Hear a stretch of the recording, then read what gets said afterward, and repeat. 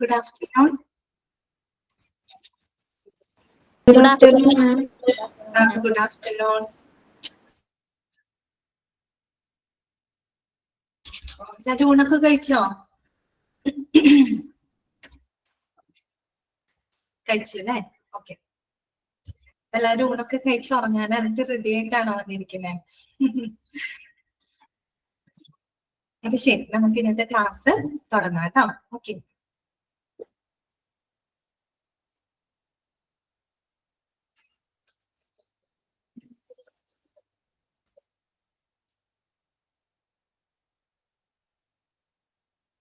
അപ്പൊ നമ്മൾ ഇന്ന് പുതിയൊരു ചാപ്റ്റർ ആണ് കേട്ടോ തുടങ്ങാൻ പോകുന്നത്. ചാപ്റ്ററിന്റെ നെയിം നോട്ട് ചെയ്ത് വെക്കാം കേട്ടോ. Chapter number 5, ethical and legal issues. ഇത് തോന്നുന്നു നിങ്ങളുടെ 38ാമത്തെ ചാപ്റ്റർ ആയിട്ടാണ് കിടക്കുന്നത്. കേട്ടോ 38. ഓക്കെ, ചാപ്റ്റർ കേട്ടോ 38 ആണെന്ന് തോന്നുന്നു നിങ്ങളുടെ അല്ലെ? മൊഡ്യൂള് 3-നകത്ത് 5ാമത്തെ ചാപ്റ്റർ ആണ് കേട്ടോ. മൊഡ്യൂൾ 3-നകത്ത് 5ാമത്തെ ചാപ്റ്റർ ആണ് എത്തിക്കൽ ആൻഡ് ലീഗൽ ഇഷ്യൂസ്. ആ ഒരു ചാപ്റ്റർ ആണ് നമ്മൾ തുടങ്ങാനായിട്ട് പോകുന്നത് കേട്ടോ. ഇതിനകത്ത് കുറച്ച് എന്താ പറയാ എത്തിക്കൽ ആയിട്ടുള്ള ചില ആസ്പെക്റ്റുകൾ, പ്രത്യേകിച്ച് നമ്മുടെ ഹോസ്പിറ്റലിന്റെ, പിന്നെ ഈ പറയുന്ന പോലെ ലീഗൽ ആസ്പെക്റ്റുകൾ, അങ്ങനെയൊക്കെയുള്ള കുറച്ച് അതിനെ കുറിച്ചൊരു ഔട്ട്ലൈൻ മാത്രമാണ് കേട്ടോ നമ്മൾ പഠിക്കുന്നതിന്. കൂടുതൽ ഡീപ്പായിട്ടുള്ള കാര്യങ്ങളൊന്നും ഈ ചാപ്റ്ററിനകത്തില്ല. ജസ്റ്റ് ഒരു ഔട്ട്ലൈൻ ഇൻഫർമേഷൻ മാത്രമേ ഇതിനകത്ത് നമുക്ക് പഠിക്കാനുള്ളൂ. പിന്നെ നിങ്ങൾക്ക് വരുന്നത് കുറച്ച് ലോകൾ പഠിക്കാനുണ്ട്, കുറച്ച് നിയമങ്ങൾ, കുറെ ആക്ടുകളൊക്കെ ഈ ചാപ്റ്ററിനകത്ത് വരുന്നുണ്ട്. അതൊക്കെ നിങ്ങൾക്ക് പഠിക്കാനുണ്ട് കേട്ടോ. അപ്പൊ അതിന്റെ വർഷം, എന്നാണ് അത് എസ്റ്റാബ്ലിഷ് ചെയ്തത്, ഓരോ ലോയും എന്തുമായിട്ട് ബന്ധപ്പെട്ടതാണ്, അങ്ങനെയുള്ള ചില കാര്യങ്ങളൊക്കെയാണ് മെയിനായിട്ട് ഈ ചാപ്റ്ററിനകത്ത് വരുന്നത് കേട്ടോ. ഓക്കെ, അപ്പൊ നമുക്ക് ഇന്നത്തെ ക്ലാസ് തുടങ്ങാം. എത്തിക്കൽ ആൻഡ് ലീഗൽ ഇഷ്യൂസ് കേട്ടോ. അപ്പൊ ഫസ്റ്റ് നമ്മൾ പറയുന്നത് എത്തിക്കൽ ആസ്പെക്ട് ആണ് കേട്ടോ. അതായത് ധാർമ്മികമായിട്ടുള്ള വശം എന്നൊക്കെ നമ്മൾ പറയും. ഏതൊരു പ്രൊഫഷൻ, അതിപ്പോ ഹോസ്പിറ്റൽ, മെഡിക്കൽ പ്രൊഫഷന് മാത്രമല്ല, ഏത് പ്രൊഫഷൻ എടുത്താലും, ഒരു ടീച്ചിങ് ആയിക്കോട്ടെ, മറ്റെന്ത് പ്രൊഫഷൻ എടുത്താലും അതിന് അതിൻ്റെതായൊരു എത്തിക്സ് ഉണ്ട് അല്ലെ? എത്തിക്സും ഉണ്ട്, അതുപോലെ തന്നെ ലീഗൽ സൈഡും ഉണ്ട്. ഓക്കെ, അപ്പൊ നമ്മൾ പഠിക്കുന്നത് എന്താണ്? ഹോസ്പിറ്റലുമായിട്ട് ബന്ധപ്പെട്ടതാണ്. അപ്പൊ നമുക്ക് വായിക്കാം എത്തിക്കൽ ആസ്പെക്ട് കേട്ടോ. നോക്കാം.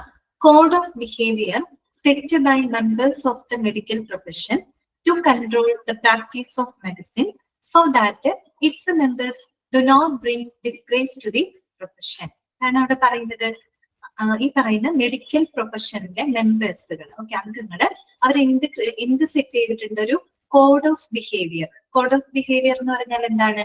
പെരുമാറ്റച്ചട്ടം അല്ലെ? ഒരു സ്ഥാപനത്തിൽ നമ്മൾ എങ്ങനെ പെരുമാറണം, ഏത് രീതിയിൽ പെരുമാറണം എന്നുള്ളതിനെ കുറിച്ച് കുറച്ച് ഗൈഡ് ലൈൻസ് ഒക്കെ ഉണ്ട്. അതാണ് നമ്മൾ പെരുമാറ്റച്ചട്ടം എന്നതുകൊണ്ട് ഉദ്ദേശിക്കുന്നത് അല്ലെ? കാരണം ആ ഒരു സ്ഥാപനത്തിലെ ഓരോ ജീവനക്കാരും ഫോളോ ചെയ്യേണ്ട കാര്യമാണ് ഈ പറയുന്ന കോഡ് ഓഫ് ബിഹേവിയർ അല്ലെ? ആ ഒരു സ്ഥാപനത്തിന്റെ വളർച്ചയ്ക്കും അതിന്റെ നിലനിൽപ്പിനും വേണ്ടിയിട്ട് അവിടുത്തെ ജീവനക്കാര് ഫോളോ ചെയ്യേണ്ടതായിട്ടുള്ള കാര്യങ്ങളാണ് കോഡ് ഓഫ് ബിഹേവിയർ, പെരുമാറ്റച്ചട്ടം. ഇത്തരത്തില് നമ്മുടെ മെഡിക്കൽ പ്രൊഫഷനിലെ അംഗങ്ങള് എന്ത് ചെയ്യുന്നുണ്ട്?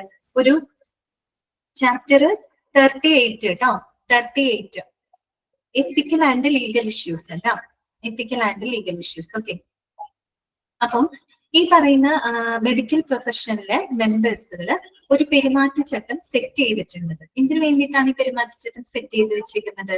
To control the practice of medicine. Okay, medicine practice control ചെയ്യാനായിട്ട്, ഓക്കെ, മെഡിസിൻ പ്രാക്ടീസ് ആ ഒരു പ്രൊഫഷനെ കൺട്രോൾ ചെയ്യാനായിട്ട്, ഓക്കെ, നിയന്ത്രിക്കാനും. പിന്നെ എന്താണ്?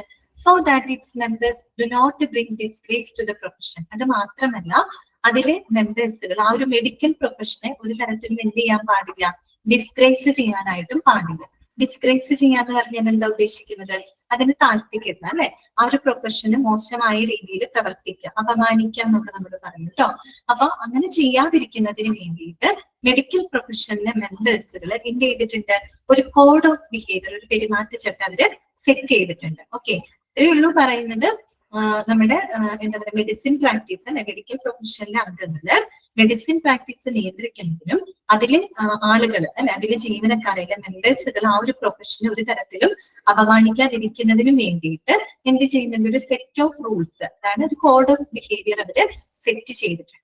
അതെന്ന് പറഞ്ഞാൽ ശരിക്കും എന്ത് തന്നെയാണ്, അതിന്റെ എത്തിക്സ് തന്നെയാണ് കേട്ടോ ഉദ്ദേശിക്കുന്നത്. കോഡ് ഓഫ് ബിഹേവിയർ എന്ന് പറഞ്ഞാൽ എത്തിക്സിന്റെ തന്നെ ഒരു ഭാഗമാണ് കേട്ടോ. അപ്പൊ നമുക്ക് നോക്കാം. At its simplest, ethics is a system of moral principles. അപ്പൊ എന്താണ് എത്തിക്സ് എന്നുള്ളതിൽ നമുക്ക് എങ്ങനെ ഡിഫൈൻ ചെയ്യാം? Ethics is A system of moral principles അല്ലെ, ഈ പറയുന്ന ധാർമ്മികമായിട്ടുള്ള ചില തത്വങ്ങളുടെ ഒരു കൂട്ടം അല്ലെ, ഒരു സംവിധാനം. അതാണ് എന്തെന്ന് പറയുന്നത്, എത്തിക്സ് എന്ന് പറയുന്നത്. ഇനി വേറെ അപ്പൊ ഇതൊന്ന് അണ്ടർലൈൻ ചെയ്ത് വെക്കാം കേട്ടോ, അണ്ടർലൈൻ ചെയ്ത് വെക്കാം. ഇനി എന്താണ് എത്തിക്സ് എന്ന് കൃത്യമായിട്ട് അവിടെ ഒരു ഡെഫിനേഷൻ കൊടുത്തിട്ടുണ്ട്, നമുക്കത് വായിക്കാം. Ethics is concerned with what is good for individuals and society and is also described as a moral philosophy. ആണ് പറയുന്നത്. എത്തിക്സ് എന്ന് പറഞ്ഞാല് ഓരോ വ്യക്തിയുടെയും, മനസ്സിലായോ, ഓരോ വ്യക്തിയും ആ ഒരു വ്യക്തി ഉൾപ്പെടുന്ന സൊസൈറ്റി ഉള്ള സമൂഹം, ആ ഒരു സമൂഹത്തിന്റെ നല്ലതുമായിട്ട് അല്ലെങ്കിൽ നന്മയുമായിട്ട് ബന്ധപ്പെട്ടതാണ് ഇത് എത്തിക്സ് എന്നതുകൊണ്ട് ഉദ്ദേശിക്കുന്നത്. അവിടെ ഒരു എന്താ പറയുക, പോസിറ്റീവ് സൈഡാണ് നമ്മൾ കാണുന്നത്, ഒരിക്കലും ഒരു നെഗറ്റീവ് സൈഡല്ല കാണുന്നത്.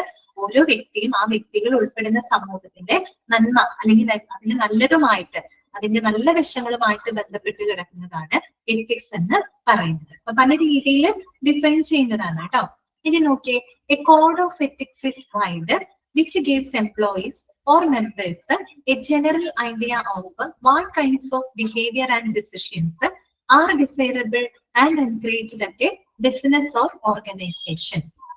അപ്പൊ നോക്കൂ, ഈ പറയുന്ന എത്തിക്സ്, കോഡ് ഓഫ് എത്തിക്സ് എന്ന് പറഞ്ഞാൽ വളരെ വിശാലമായിട്ടുള്ള ഒരു കാഴ്ചപ്പാടാണ് കേട്ടോ, ഒരു വിശാലമായിട്ടുള്ള ഒരു കൺസെപ്റ്റ് ആണ്. ഒരിക്കലും ഒരു നാരോ കൺസെപ്റ്റ് അല്ല, വളരെ വിശാലമായിട്ടുള്ള ഒരു കൺസെപ്റ്റ് ആണ്. കാര്യം എന്താണെന്ന് വെച്ച് കഴിഞ്ഞാല് ഒരു ഓർഗനൈസേഷനെ സംബന്ധിച്ചിട്ട്, നമ്മൾ ഹോസ്പിറ്റലാണ് പറയുന്നത്, ഒരു ഓർഗനൈസേഷനെ സംബന്ധിച്ച് അല്ലെങ്കിൽ ഒരു ബിസിനസിനെ സംബന്ധിച്ച് ഏത് തരത്തിലുള്ള പെരുമാറ്റങ്ങൾ അല്ലെങ്കിൽ ഏത് തരത്തിലുള്ള തീരുമാനങ്ങളാണ് ഏറ്റവും അപ്രോപ്രിയേറ്റ് ആയിട്ടുള്ളത്, ഏറ്റവും അഭികാമ്യമായിട്ടുള്ളതും പ്രോത്സാഹിപ്പിക്കപ്പെടേണ്ടതും എന്നതിനെ കുറിച്ച് എന്താണ് അവിടുത്തെ എംപ്ലോയീസിന് ഒരു ജനറൽ ഐഡിയ കൊടുക്കുന്ന ഒരു ആശയമാണിത് കോഡ് ഓഫ് എത്തിക്സ് എന്ന് പറയുന്നത്. മനസ്സിലായത്? അതായത് ഓരോ ജീവനക്കാരും ആ ഒരു സ്ഥാപനത്തിന്റെ നല്ലതിന് വേണ്ടിയിട്ട് അല്ലെ, റെപ്യൂട്ടേഷന് വേണ്ടിയിട്ട് എങ്ങനെ പെരുമാറണം അല്ലെ, അവർ കൊടുക്കുന്ന സേവനങ്ങൾ, ഒരു ഹോസ്പിറ്റൽ ആണെങ്കിൽ അത് പബ്ലിക്കിന് ഒരുപാട് സർവീസ് കൊടുക്കുന്ന ഒരു ചാരിറ്റബിൾ ട്രസ്റ്റ് ആണ് അല്ലെ, നമ്മൾ ശരിക്കും പറഞ്ഞൊരു ചാരിറ്റബിൾ ഇൻസ്റ്റിറ്റ്യൂഷൻ ആണ് ഹോസ്പിറ്റൽ എന്ന് പറയുന്നത്.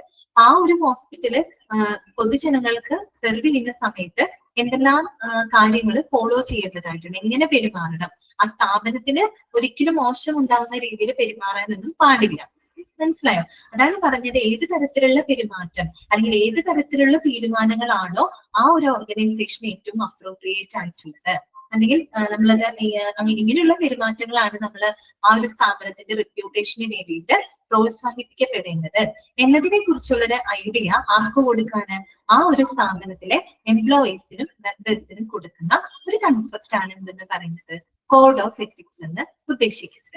അങ്ങനെ നോക്കുമ്പോൾ എത്തിക്സ്, കോഡ് ഓഫ് എത്തിക്സ് എന്തല്ല, ഒരു നാരോ കൺസെപ്റ്റ് അല്ല അല്ലെ, വളരെ വിശാലമായിട്ടുള്ള ഒരു കൺസെപ്റ്റ് ആണ് കേട്ടോ. ഓക്കെ, ഇനി നോക്കൂ, a code of conduct mentions how employees or members have to act in a particular situations. ഈ കോഡ് ഓഫ് കണ്ടക്ട് എന്ന് പറഞ്ഞാൽ എന്ത് തന്നെയാണ്, പെരുമാറ്റച്ചട്ടം. നമ്മളിങ്ങനെ പല പേരിൽ പറയുന്നുള്ളൂ കേട്ടോ. Code of behaviour, code of conduct എന്നൊക്കെ പറഞ്ഞ സെയിം ആശയം തന്നെയാണ്, പെരുമാറ്റച്ചട്ടങ്ങൾ അഥവാ നമ്മുടെ എത്തിക്സ് തന്നെയാണ് ഇവിടെ ഉദ്ദേശിക്കുന്നത്. അപ്പൊ നോക്കൂ, a code of conduct mentions how employees or members have to act in particular situations. അതായത് ഓരോ പ്രത്യേക സാഹചര്യങ്ങളിലും മെമ്പേഴ്സ്, അതിലെ മെമ്പേഴ്സുകൾ അല്ലെങ്കിൽ അവിടുത്തെ ജീവനക്കാര് എങ്ങനെ പെരുമാറണം എന്നതിനെ കുറിച്ച് പരാമർശിക്കുന്നതാണ് ഇത് കോഡ് ഓഫ് കണ്ടക്ട്. അപ്പൊ ഒരേ കാര്യത്തിന് തന്നെ പല പല രീതിയിൽ നമ്മൾ ഇന്റർപ്രറ്റ് ചെയ്യാണ് കേട്ടോ. എത്തിക്സ് എന്ന് പറയുന്ന ആ ഒരു ആശയത്തിന് നമുക്ക് പല രീതിയിൽ എന്ത് ചെയ്യാം, നിർവചിക്കാം അല്ലെ, പല രീതിയിൽ നമുക്കതിനെ ഡിഫൈൻ ചെയ്യാം. ഓക്കെ, ആദ്യം നമ്മൾ എന്താ പറഞ്ഞത്, മെഡിക്കൽ പ്രൊഫഷനിലെ അംഗങ്ങള് ഒരു പെരുമാറ്റച്ചട്ടം അല്ലെ, ഒരു കോഡ് ഓഫ് ബിഹേവിയർ സെറ്റ് ചെയ്തിട്ടുണ്ട്, ഫോർമുലേറ്റ് ചെയ്തിട്ടുണ്ട്. എന്തിനു വേണ്ടിയിട്ടാണ്, ഈ പറയുന്ന മെഡിസിൻ പ്രാക്ടീസ് കൺട്രോൾ ചെയ്യുന്നതിനും അതിലെ ജീവനക്കാര് ആ ഒരു പ്രൊഫഷനെ ഒരു തരത്തിലും ഡിസ്ഗ്രേസ് ചെയ്യാതിരിക്കുന്നതിന് വേണ്ടിയിട്ടാണ് ഇങ്ങനെ ഒരു കോഡ് ഓഫ് ബിഹേവിയർ സെറ്റ് ചെയ്തിരിക്കുന്നത്.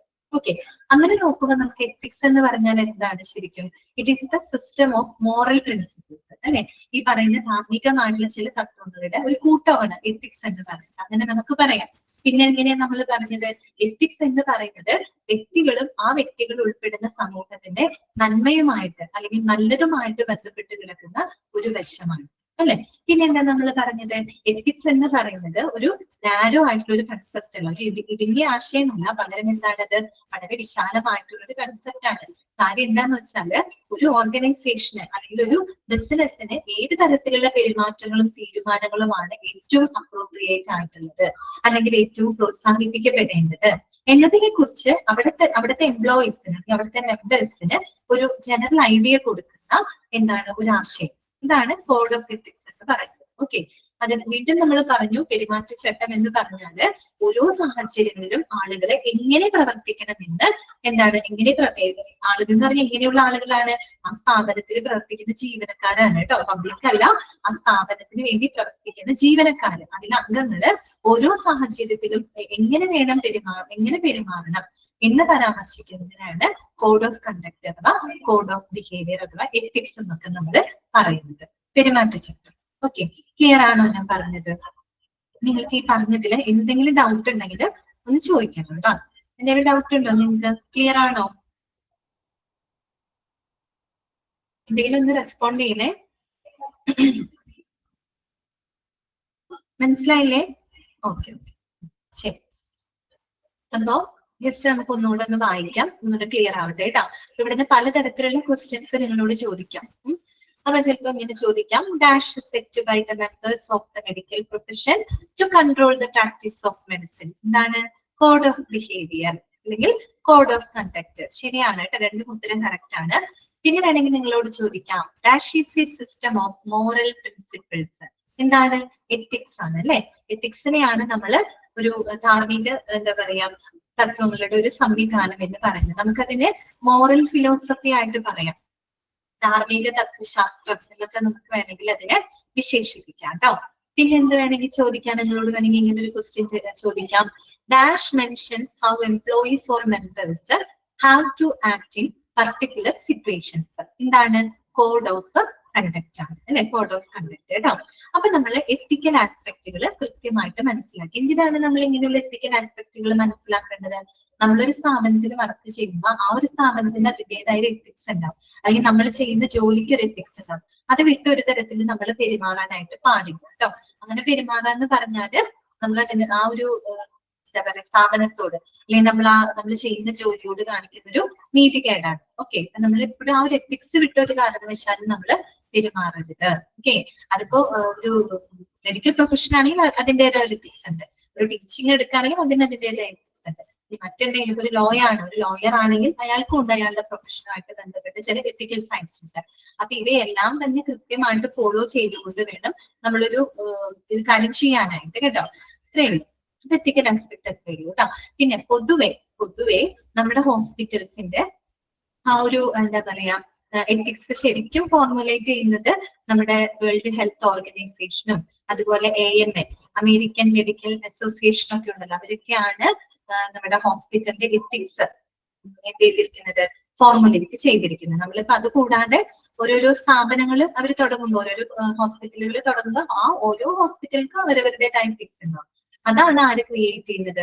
അവിടുത്തെ മെഡിക്കൽ പ്രൊഫഷണൽ അംഗങ്ങൾ ക്രിയേറ്റ് ചെയ്യുന്നത്. പക്ഷെ നമ്മൾ വേൾഡ് വൈഡ് നോക്കുകയാണെങ്കിൽ ഒരു ഹോസ്പിറ്റൽ എത്തിക്സ് എപ്പോഴും ഫോർമുലേറ്റ് ചെയ്യുന്നത് ആരാണ്?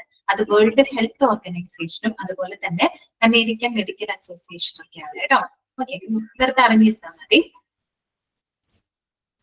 ഓക്കെ, ഞാൻ ഓൾ മ്യൂട്ട് ചെയ്തില്ല അല്ലെ? ശരി, ഓൾ മ്യൂട്ട് ചെയ്യും. പക്ഷെ നിങ്ങൾ ഓൾ മ്യൂട്ട് ചെയ്തില്ലെങ്കിൽ നിങ്ങൾ ഒച്ചയൊന്നും ഉണ്ടാക്കണില്ലല്ലോ.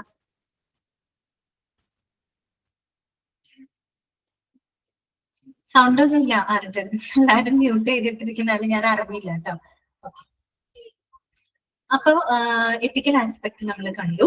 ഇനി നമ്മൾ പഠിക്കാൻ പോകുന്നത് ലീഗൽ ആസ്പെക്ട് ആണ് കേട്ടോ. ലീഗൽ ആസ്പെക്ട്, അതായത് അതിന്റെ നിയമവശങ്ങളാണ് ഇനി നമ്മൾ കാണാനായിട്ട് പോകുന്നത്.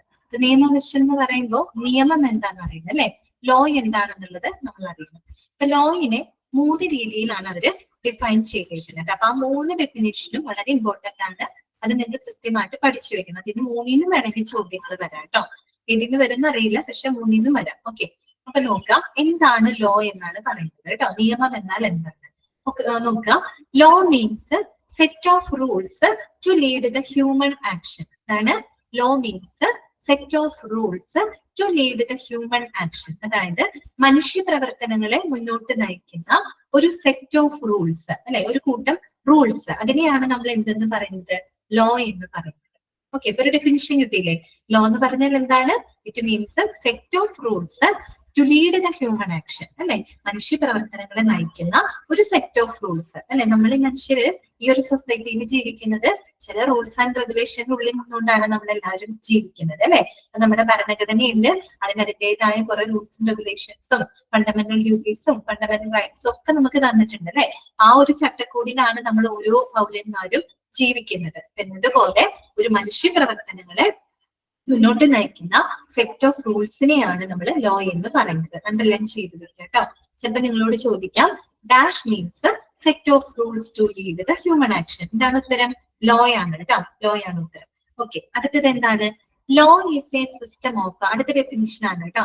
Law is A system of rights and obligations which the state imposes. എന്താണ് പറയുന്നത്? നമ്മുടെ സ്റ്റേറ്റ്, അല്ലെ, നമ്മുടെ ഭരണകൂടം നമ്മളിൽ അടിച്ചേൽപ്പിക്കുന്ന അവകാശങ്ങളുടെയും കടമകളുടെയും ഒരു സംവിധാനം. അങ്ങനെ പറഞ്ഞൂടെ നമുക്ക് ലോയിനെ?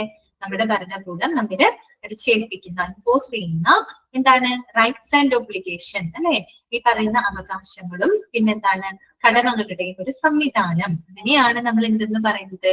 ലോ എന്ന് പറയുന്നത്, അല്ലെ, നിയമം എന്ന് പറയുന്നത്. നിർബന്ധമായിട്ടും നമ്മൾ ഓരോരുത്തരും എന്ത് ചെയ്തിരിക്കണം? ഫോളോ ചെയ്തിരിക്കണം, അല്ലെ. അല്ലെങ്കിൽ എന്തുണ്ടാവും? വയലേറ്റ് ചെയ്തതിന് തുല്യാവും, അല്ലെ.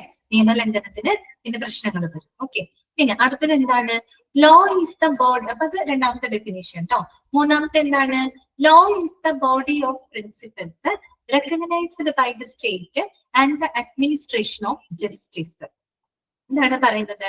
നമ്മുടെ ഭരണകൂടവും പിന്നെ നിയമനിർവഹണ എന്താണ് വിഭാഗവും അംഗീകരിച്ചിട്ടുള്ള തത്വങ്ങളുടെ ഒരു കൂട്ടം, അല്ലെ, റെക്കഗ്നൈസ് ചെയ്യുക, അംഗീകരിച്ചിട്ടുള്ള തത്വങ്ങളുടെ ഒരു കൂട്ടമാണ് ലോ എന്ന് പറയുന്നത്, അല്ലെ. നമ്മുടെ ഭരണകൂടവും ഒപ്പം ആരും കൂടിയുണ്ട്? നിയമനിർവഹണ വിഭാഗവും ഉണ്ട്, അല്ലെ. നമ്മുടെ നിയമനിർവഹണ വിഭാഗക്കാരാരാണ്? പോലീസും കോടതിയുമാണ്, അല്ലെ. നമ്മുടെ രാജ്യത്തെ നിയമനിർവഹണ ഏജൻസികൾ ആരാണ്? പോലീസും കോടതിയും, അല്ലെ. അപ്പൊ അങ്ങനെയുള്ള ഭരണകൂടവും നിയമനിർവഹണ എന്താ പറയാ വിഭാഗവും അംഗീകരിച്ചിട്ടുള്ള കുറച്ച് എന്താ പറയാ പ്രിൻസിപ്പിൾസ്, അല്ലെ, തത്വങ്ങളുടെ ഒരു കൂട്ടം. അതിനെയാണ് നമ്മൾ എന്തെന്ന് പറയുന്നത്? ലോ എന്ന് പറയുന്നത്. അപ്പൊ 3 ഡെഫിനിഷൻ നമ്മൾ പഠിച്ചു കേട്ടോ. എന്തൊക്കെയാണ് നമ്മൾ പഠിച്ചത്? Law means set of rules to lead the human action. പിന്നെന്താ നമ്മൾ പഠിച്ചത്? Law is the system of rights and obligations which the state imposes, അല്ലെ. ഭരണകൂടം അടിച്ചേൽപ്പിക്കുന്ന അവകാശങ്ങളുടെയും കടമകളുടെയും ഒരു കൂട്ടം, ഒരു സിസ്റ്റം, ഒരു സംവിധാനമാണ് ലോ എന്ന് പറയുന്നത്.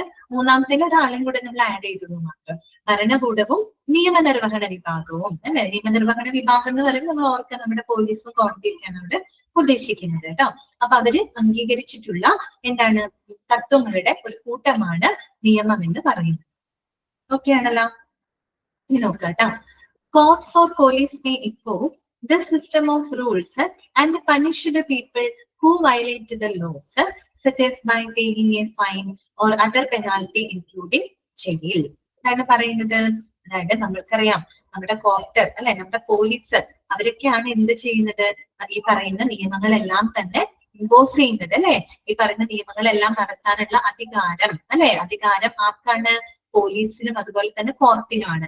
നിയമം നിർമ്മിക്കാനല്ല കേട്ടോ ഞാൻ പറഞ്ഞത്, നിയമം നിർവഹിക്കാനാണ്. വാക്കിൽ വ്യത്യാസം കേട്ടോ. നിയമനിർമ്മാണമല്ല ഞാൻ പറഞ്ഞത്, നിയമ നിർവഹണമാണ് ഞാൻ പറഞ്ഞത് കേട്ടോ. നിയമം നടപ്പിലാക്കുക അതാണ് ഉദ്ദേശിക്കുന്നത് കേട്ടോ. നിയമം നിർമ്മിക്കുന്നത് പാർലമെന്റ് അങ്ങനെയുള്ളതൊക്കെയാണ് നിയമം നിർമ്മിക്കുന്നത്. പക്ഷെ നിയമം നിർവഹിക്കുന്നത് അഥവാ നമ്മുടെ നടപ്പിലാക്കുന്നത് നമ്മുടെ പോലീസും അതുപോലെ തന്നെ കോടതികളാണ്. അത് മാത്രമല്ല ഈ നിയമങ്ങൾ നമ്മൾ ലംഘിച്ചു കഴിഞ്ഞാൽ അതിനെ ശിക്ഷിക്കാനുള്ള, അല്ലെ, അതിനെ പനിഷ് ചെയ്യാനുള്ള അധികാരം ആർക്ക് തന്നെയുണ്ട്? പോലീസിനും കോടതിക്കുണ്ട്, അല്ലെ. എങ്ങനെയൊക്കെ നമുക്ക് നമ്മളെ ലോ ലംഘിച്ചു കഴിഞ്ഞാൽ എങ്ങനെയൊക്കെ നമുക്ക് പനിഷ് ചെയ്യാം? Yes, by paying a fine, അല്ലെ. ചെറിയ ഫൈൻ അടപ്പിക്കാം, അല്ലെങ്കിലോ ഒരു അതർ പെനാൾട്ടി ഇൻക്ലൂഡിങ് ജയിൽ, അല്ലെ, ജയിൽ പോലുള്ള പെനാൾട്ടി ശിക്ഷകളൊക്കെ അവർക്ക് കൊടുക്കാം. അതിനുള്ള അധികാരം ആർക്കാണ് നമ്മുടെ രാജ്യത്തുള്ളത്? പോലീസിനും കോടതിക്കും. ഓക്കെ, അപ്പൊ നമ്മൾ കണ്ടത് എന്താണ്? എത്തിക്കൽ ആസ്പെക്റ്റും നമ്മൾ മനസ്സിലാക്കി, അതുപോലെ തന്നെ ലീഗൽ ആസ്പെക്റ്റുകൾ നമ്മൾ മനസ്സിലാക്കി. അപ്പൊ ഏതൊരു സ്ഥാപനം എടുത്താലും അതിനൊരു എത്തിക്കൽ ഒരു സൈഡ് ഉണ്ടെന്ന് ഓർക്കുക, ലീഗൽ സൈഡ് ഉണ്ടെന്ന് ഓർക്കുക. മനസ്സിലായോ നിങ്ങൾക്ക് എത്തിക്സും ലീഗൽ ആസ്പെക്ട് എന്താന്നുള്ളത് ക്ലിയർ ആയോ നിങ്ങൾക്ക്? അത് ക്ലിയർ ഞാൻ ചോദിക്കുന്ന വേറൊന്നുകൊണ്ടല്ല, അതിന് ക്വസ്റ്റ്യൻസ് വരാറുണ്ട് കേട്ടോ. അതുകൊണ്ടാണ് ഞാൻ അത് കൂടുതൽ ക്ലിയർ ആയോ എന്ന് ചോദിച്ചത്. ഓക്കെ, അതിന് ക്വസ്റ്റ്യൻ വന്നാൽ നിങ്ങൾ സ്കിപ്പ് ആക്കരുത് കേട്ടോ. ഓക്കെ, അപ്പൊ നമുക്ക് ഇനി അടുത്ത ഭാഗം വായിക്കാം. നമുക്ക് ബോറടിക്കല്ല നിങ്ങൾക്ക്? ഉറക്കം വരുന്നുണ്ടാ? ഇല്ല. ഓക്കെ, കുറച്ച് ബുദ്ധിമുട്ടാണ് കേട്ടോ. കാര്യം 3ഉം 4ഉം ചാപ്റ്റേഴ്സ് എന്ന് പറഞ്ഞാൽ ശരിക്കും ഡ്രൈ ആണ്. ഞങ്ങള് എടുക്കുന്നവർക്കും നമുക്കൊരു ബോറടി ഫീൽ ചെയ്യുന്നുണ്ട്, കേൾക്കുന്ന നിങ്ങൾക്ക് അതിലേറെ ബോറടി തോന്നും. അങ്ങനെയുള്ള ചാപ്റ്ററുകളാണ് കേട്ടോ. കംപ്ലീറ്റ് തിയറിയാണ്. അതുകൊണ്ടാണ് ഇടയ്ക്കൊക്കെ നമുക്ക് എന്തെങ്കിലും വിശേഷങ്ങളൊക്കെ പറഞ്ഞ് പോവാം. അങ്ങനെ നമുക്ക് ബോറടി മാറ്റാനായിട്ട് പറ്റുള്ളൂ കേട്ടോ. നോക്കാം. Hospital administration is obliged to have a clear understanding of ethical and legal responsibilities. എന്താണ് പറയുന്നത്? നമ്മുടെ ഹോസ്പിറ്റൽ അഡ്മിനിസ്ട്രേഷൻ, നിങ്ങളൊക്കെ ഹോസ്പിറ്റൽ അഡ്മിനിസ്ട്രേഷൻ പഠിക്കുന്ന കുട്ടികളാണ് അല്ലെ? അപ്പൊ ഹോസ്പിറ്റൽ അഡ്മിനിസ്ട്രേഷൻ എന്ന് പറയുമ്പോൾ അവര് എന്തിനെ കുറിച്ച് നല്ല അറിവ് അവർക്ക് ഉണ്ടായിരിക്കണം. നമ്മൾ ഈ പറയുന്ന എത്തിക്കൽ ആൻഡ് ലീഗൽ റെസ്പോൺസിബിലിറ്റിയെ കുറിച്ച് ക്ലിയർ അണ്ടർസ്റ്റാൻഡിങ്, കൃത്യമായിട്ടുള്ള ഒരു അറിവ്, കൃത്യമായിട്ടുള്ള ഒരു ധാരണ നിങ്ങൾക്ക് ഉണ്ടായിരിക്കണം. കാര്യം നിങ്ങൾ ഈ ഒരു കോഴ്സ് ഒക്കെ പഠിച്ച് നിങ്ങളൊരു ഹോസ്പിറ്റലിൽ ചെല്ലുമ്പോൾ ആ ഒരു ഹോസ്പിറ്റലിന്റെ എത്തിക്സും ലീഗൽ സൈഡൊക്കെ മനസ്സിലാക്കിക്കൊണ്ട് വേണം നിങ്ങൾ പ്രവർത്തിക്കാനായിട്ട് കേട്ടോ. അങ്ങനെ പ്രവർത്തിച്ചില്ല എന്നുണ്ടെങ്കിൽ നിങ്ങൾക്ക് പ്രശ്നങ്ങൾ വരും. ഓക്കെ, അപ്പൊ അതുകൊണ്ട് തന്നെയാണ് നമ്മൾ ഈ ഒരു ചാപ്റ്റർ നിങ്ങളുടെ ഇതിനകത്ത് ഉൾപ്പെടുത്തിയിരിക്കുന്നത് കേട്ടോ. അപ്പൊ ഹോസ്പിറ്റൽ അഡ്മിനിസ്ട്രേഷൻ എന്ന് പറയുന്നത്, ഹോസ്പിറ്റൽ അഡ്മിനിസ്ട്രേഷൻ ഇപ്പോഴും ലീഗൽ ആൻഡ് എത്തിക്കൽ റെസ്പോൺസിബിലിറ്റിയെ കുറിച്ച് കൃത്യമായിട്ടുള്ള ഒരു ധാരണയും അറിവും അവർക്ക് ഉണ്ടായിരിക്കണം. കാര്യം എന്താണെന്നറിയാമോ? കാര്യം ഇതേ പറയുന്നു, management is responsible for policies four keeping A safe hospital, physical facilities and services. എന്താണ് പറയുന്നത്? ഇല്ല, ചെയ്തിട്ടില്ല. ഞാൻ ചെയ്യുന്ന ജോലി ഇപ്പൊ നിങ്ങളെ പഠിപ്പിക്കാന്നുള്ള ജോലിയാണ് ഞാനിപ്പോ ചെയ്യുന്നത്. ഓക്കെ, നോക്കട്ടോ. മാനേജ്മെന്റ് ഈസ് റെസ്പോൺസിബിൾ ഫോർ, പിന്നെ മാത്രല്ല ഞാൻ വേറെ ജോലിയിൽ ചെയ്തിട്ടില്ല. കാര്യം ഞാൻ വലിയൊരു ഗ്യാപ്പിന് ശേഷമാണ് ഞാൻ ഇങ്ങനെ ഒരു ജോലിയിലിട്ട് വന്നത് കേട്ടോ. എന്റെ കോഴ്സും എല്ലാം കഴിഞ്ഞ് കുറെ കാലങ്ങളോളം ഞാൻ ഗ്യാപ്പൊക്കെ എടുത്ത് വലിയൊരു കരിയർ ഗ്യാപ്പൊക്കെ കഴിഞ്ഞിട്ട് വന്നിരിക്കുന്നതാണ് ഇപ്പൊ ഇങ്ങനെ. ഓക്കെ, അപ്പൊ എന്റെ തുടക്കമാണിത്. ഓക്കെ, അപ്പൊ നോക്കാം കേട്ടോ. മാനേജ്മെന്റ് ഈസ് റെസ്പോൺസിബിൾ ഫോർ, എന്റെ ഫസ്റ്റത്തെ ബാച്ചാണ് നിങ്ങൾ. ഓക്കെ, എന്റെ ഫസ്റ്റത്തെ ബാച്ചാണ്. ഇപ്പൊ നിങ്ങള് 8ാമത്തെ ബാച്ച്. ഓക്കെ, അപ്പൊ കുറെ വർഷങ്ങൾക്ക് ശേഷമാണ് ഞാൻ ഈ ജോലിക്ക് വരുന്നത്. ഇത് നോക്കാം കേട്ടോ. അപ്പൊ അതിൻ്റെതായ കുറെ ബുദ്ധിമുട്ടുകൾ ഉണ്ടറിയാലോ. ഒരു കരിയർ ഗ്യാപ്പ് ഒക്കെ കഴിഞ്ഞിട്ട് നമ്മളൊരു ജോലിയിലേക്ക് വരുമ്പോൾ ഒരുപാട് ബുദ്ധിമുട്ടുകളുണ്ട്. അപ്പൊ അതൊക്കെ ഇപ്പൊ ഇങ്ങനെ ഓരോന്നായിട്ട് ഇങ്ങനെ തരണം ചെയ്തുകൊണ്ടിരിക്കുകയാണ്. ഞാൻ ഏറ്റവും ഇഷ്ടപ്പെടുന്ന ഒരു ജോലിയാണ് ഞാൻ ചെയ്യുന്നത്. ഞാൻ ഏറ്റവും കൂടുതൽ ആഗ്രഹിച്ചതും ഇങ്ങനെ ഒരു ജോലിക്ക് വേണ്ടിയിട്ടാണ്. ഓക്കെ, അപ്പൊ നമുക്ക് നോക്കാം കേട്ടോ. Management is responsible for policies four keeping, okay, ശരി. അപ്പൊ നോക്കാം. Management is responsible for policies four keeping A safe hospital, physical facilities and services. ഇതാണ് അവിടെ പറയുന്നത്. നമ്മുടെ മാനേജ്മെന്റ് എന്ന് പറഞ്ഞാൽ ആരാണ്? ഹോസ്പിറ്റൽ അഡ്മിനിസ്ട്രേഷൻ തന്നെയാണ് കേട്ടോ ഉദ്ദേശിക്കുന്നത്.